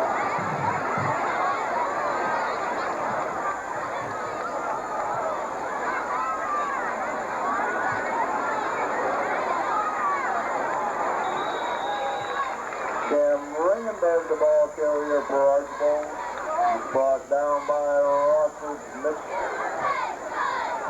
Velvet and Jordan.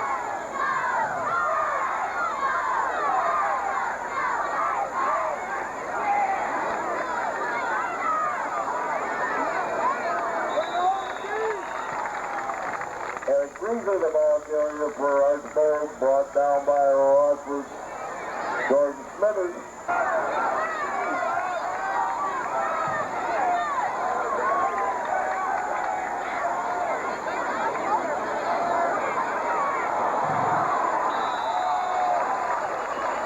Dave Dominic, the ball carrier for Archbold, brought down by Rossford Mike Plotner.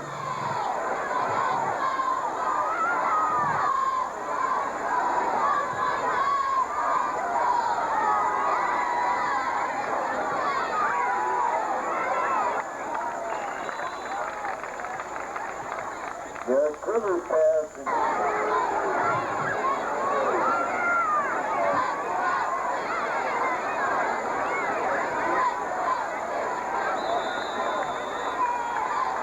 Eric Greenberg, the ball carrier for Archbold.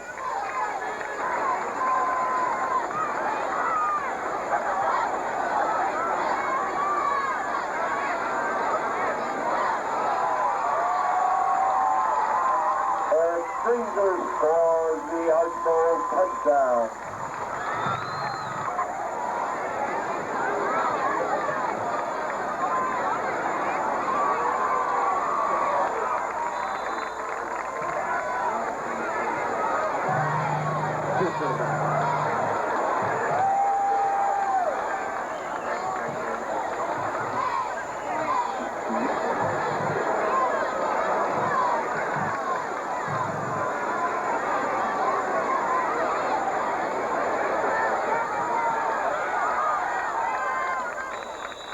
Mark Curtis, the ball carrier for the Bulldogs.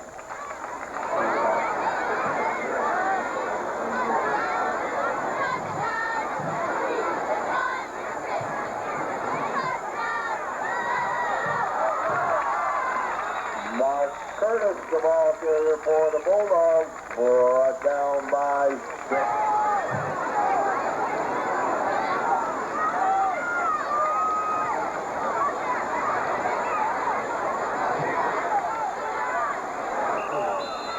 Justin Halliday, the ball carrier for Rossford.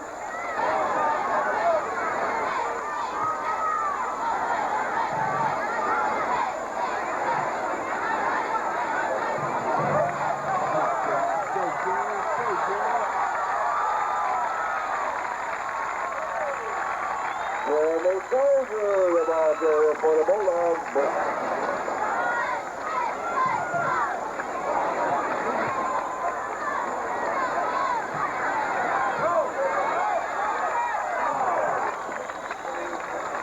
Justin Halliday, the ball carrier for Rossford.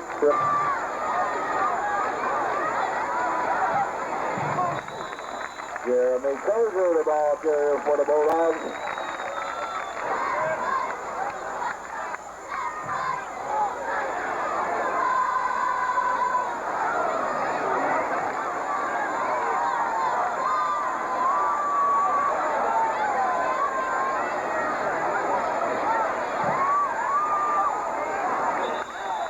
Justin Halliday, the ball carrier for the Bulldogs. Brought down by Jeremy Dozier, the ball carrier for the Bulldogs. Brought down by Dexter Kruger.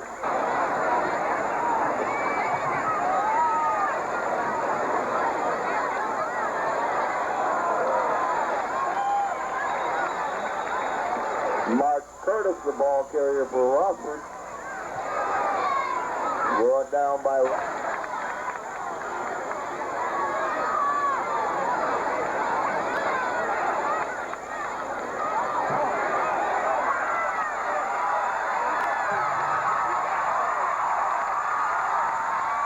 Justin Halliday, the ball carrier for the Bulldogs. Knocked out of bounds by Hank.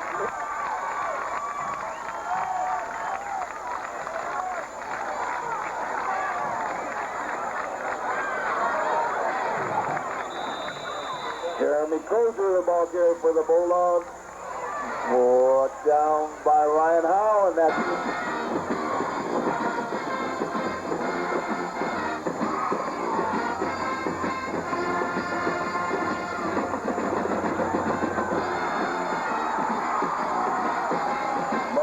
Curtis, the ball carrier for the Bulldogs.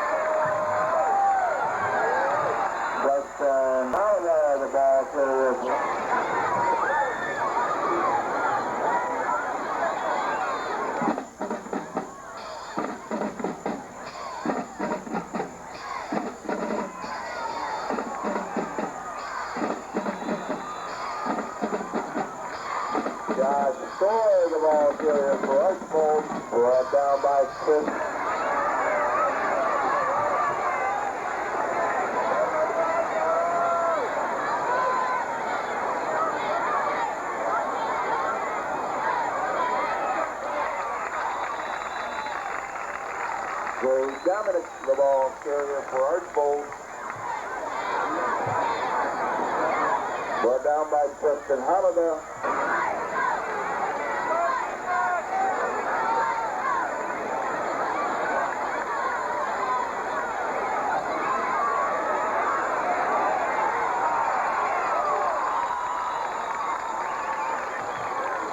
Eric Greaser, the ball carrier for Archbold, brought down by Ross.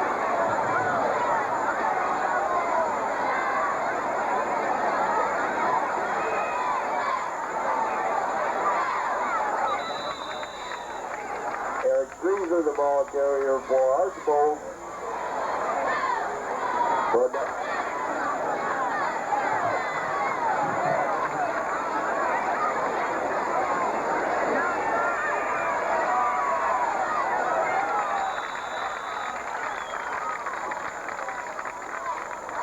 Dominic, the ball carrier for Archbold, brought down by Justin Holliday.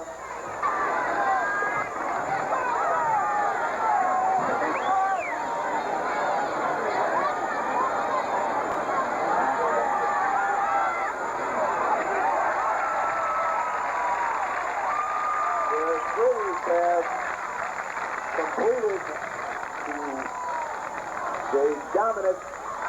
He's knocked down by Rossford's Chris Chambers.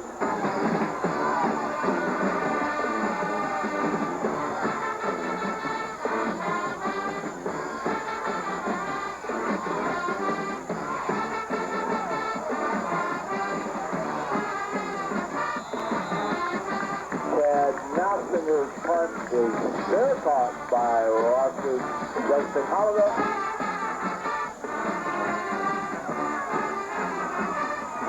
Justin Holliday, the ball carrier, brought down.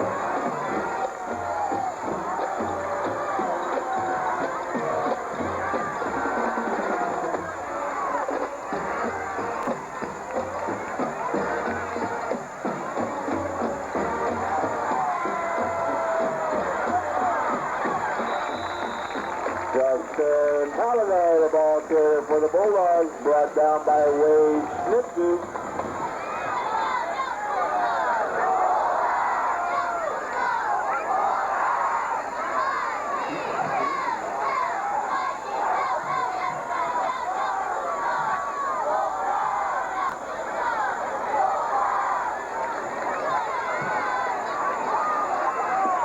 Justin Holliday, the ball carrier for the Bulldogs, brought down by Eric Greaser.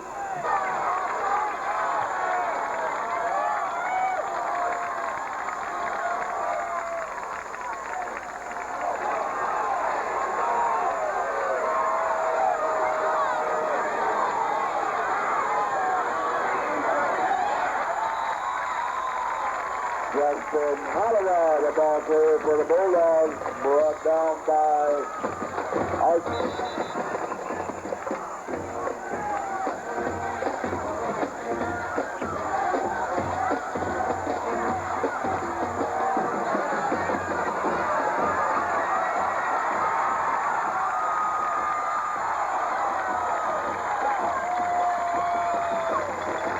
Justin Holliday, the ball carrier.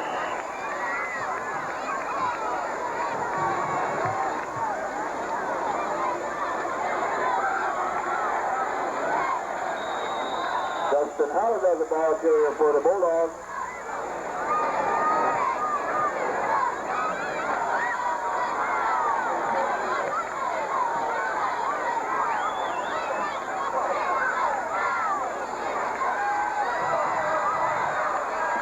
Justin Holliday, the ball carrier for Rossford. Brought down by Hank Boone and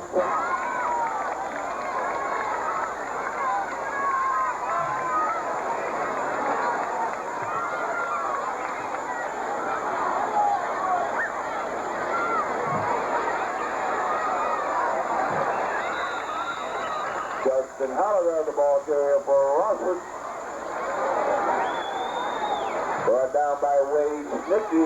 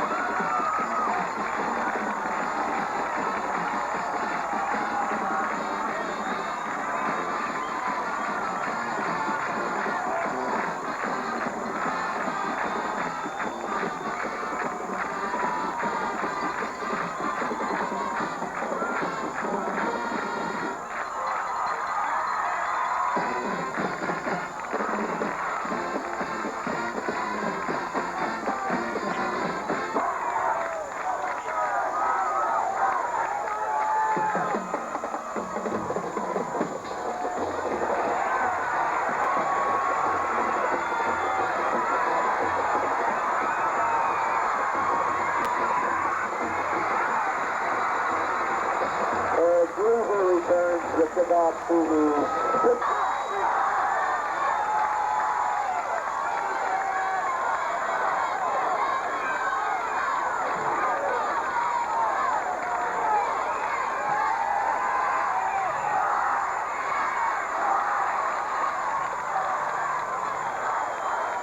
Dominic.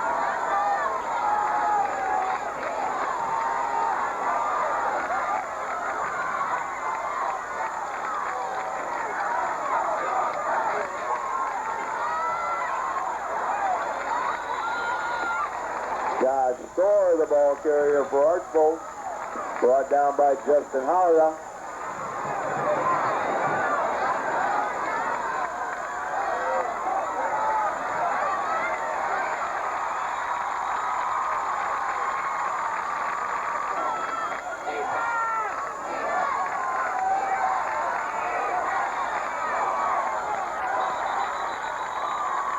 Cruiser, the ball carrier for Archbold.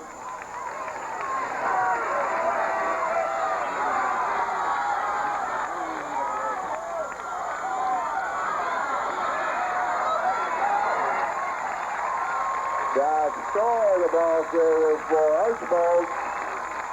Brought down by Jeremy Curtis.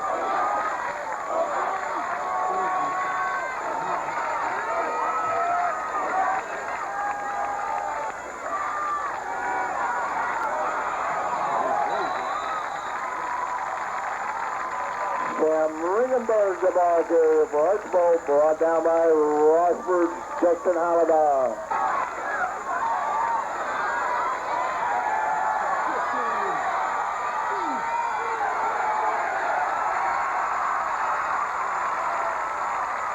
Derek Fuller, the ball carrier for Archbold, brought down by Justin Halliday. Mark Lucas Bosco and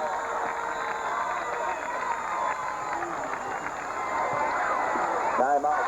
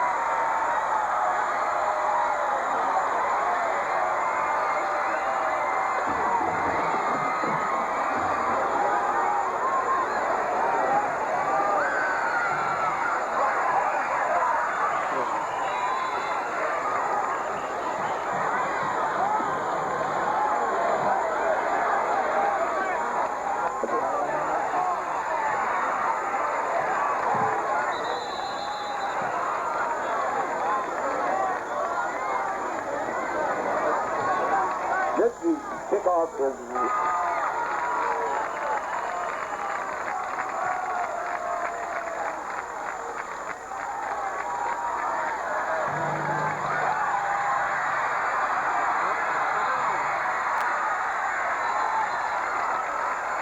Mark Curtis completes the pass. Justin Halliday. Halliday's running out of bounds.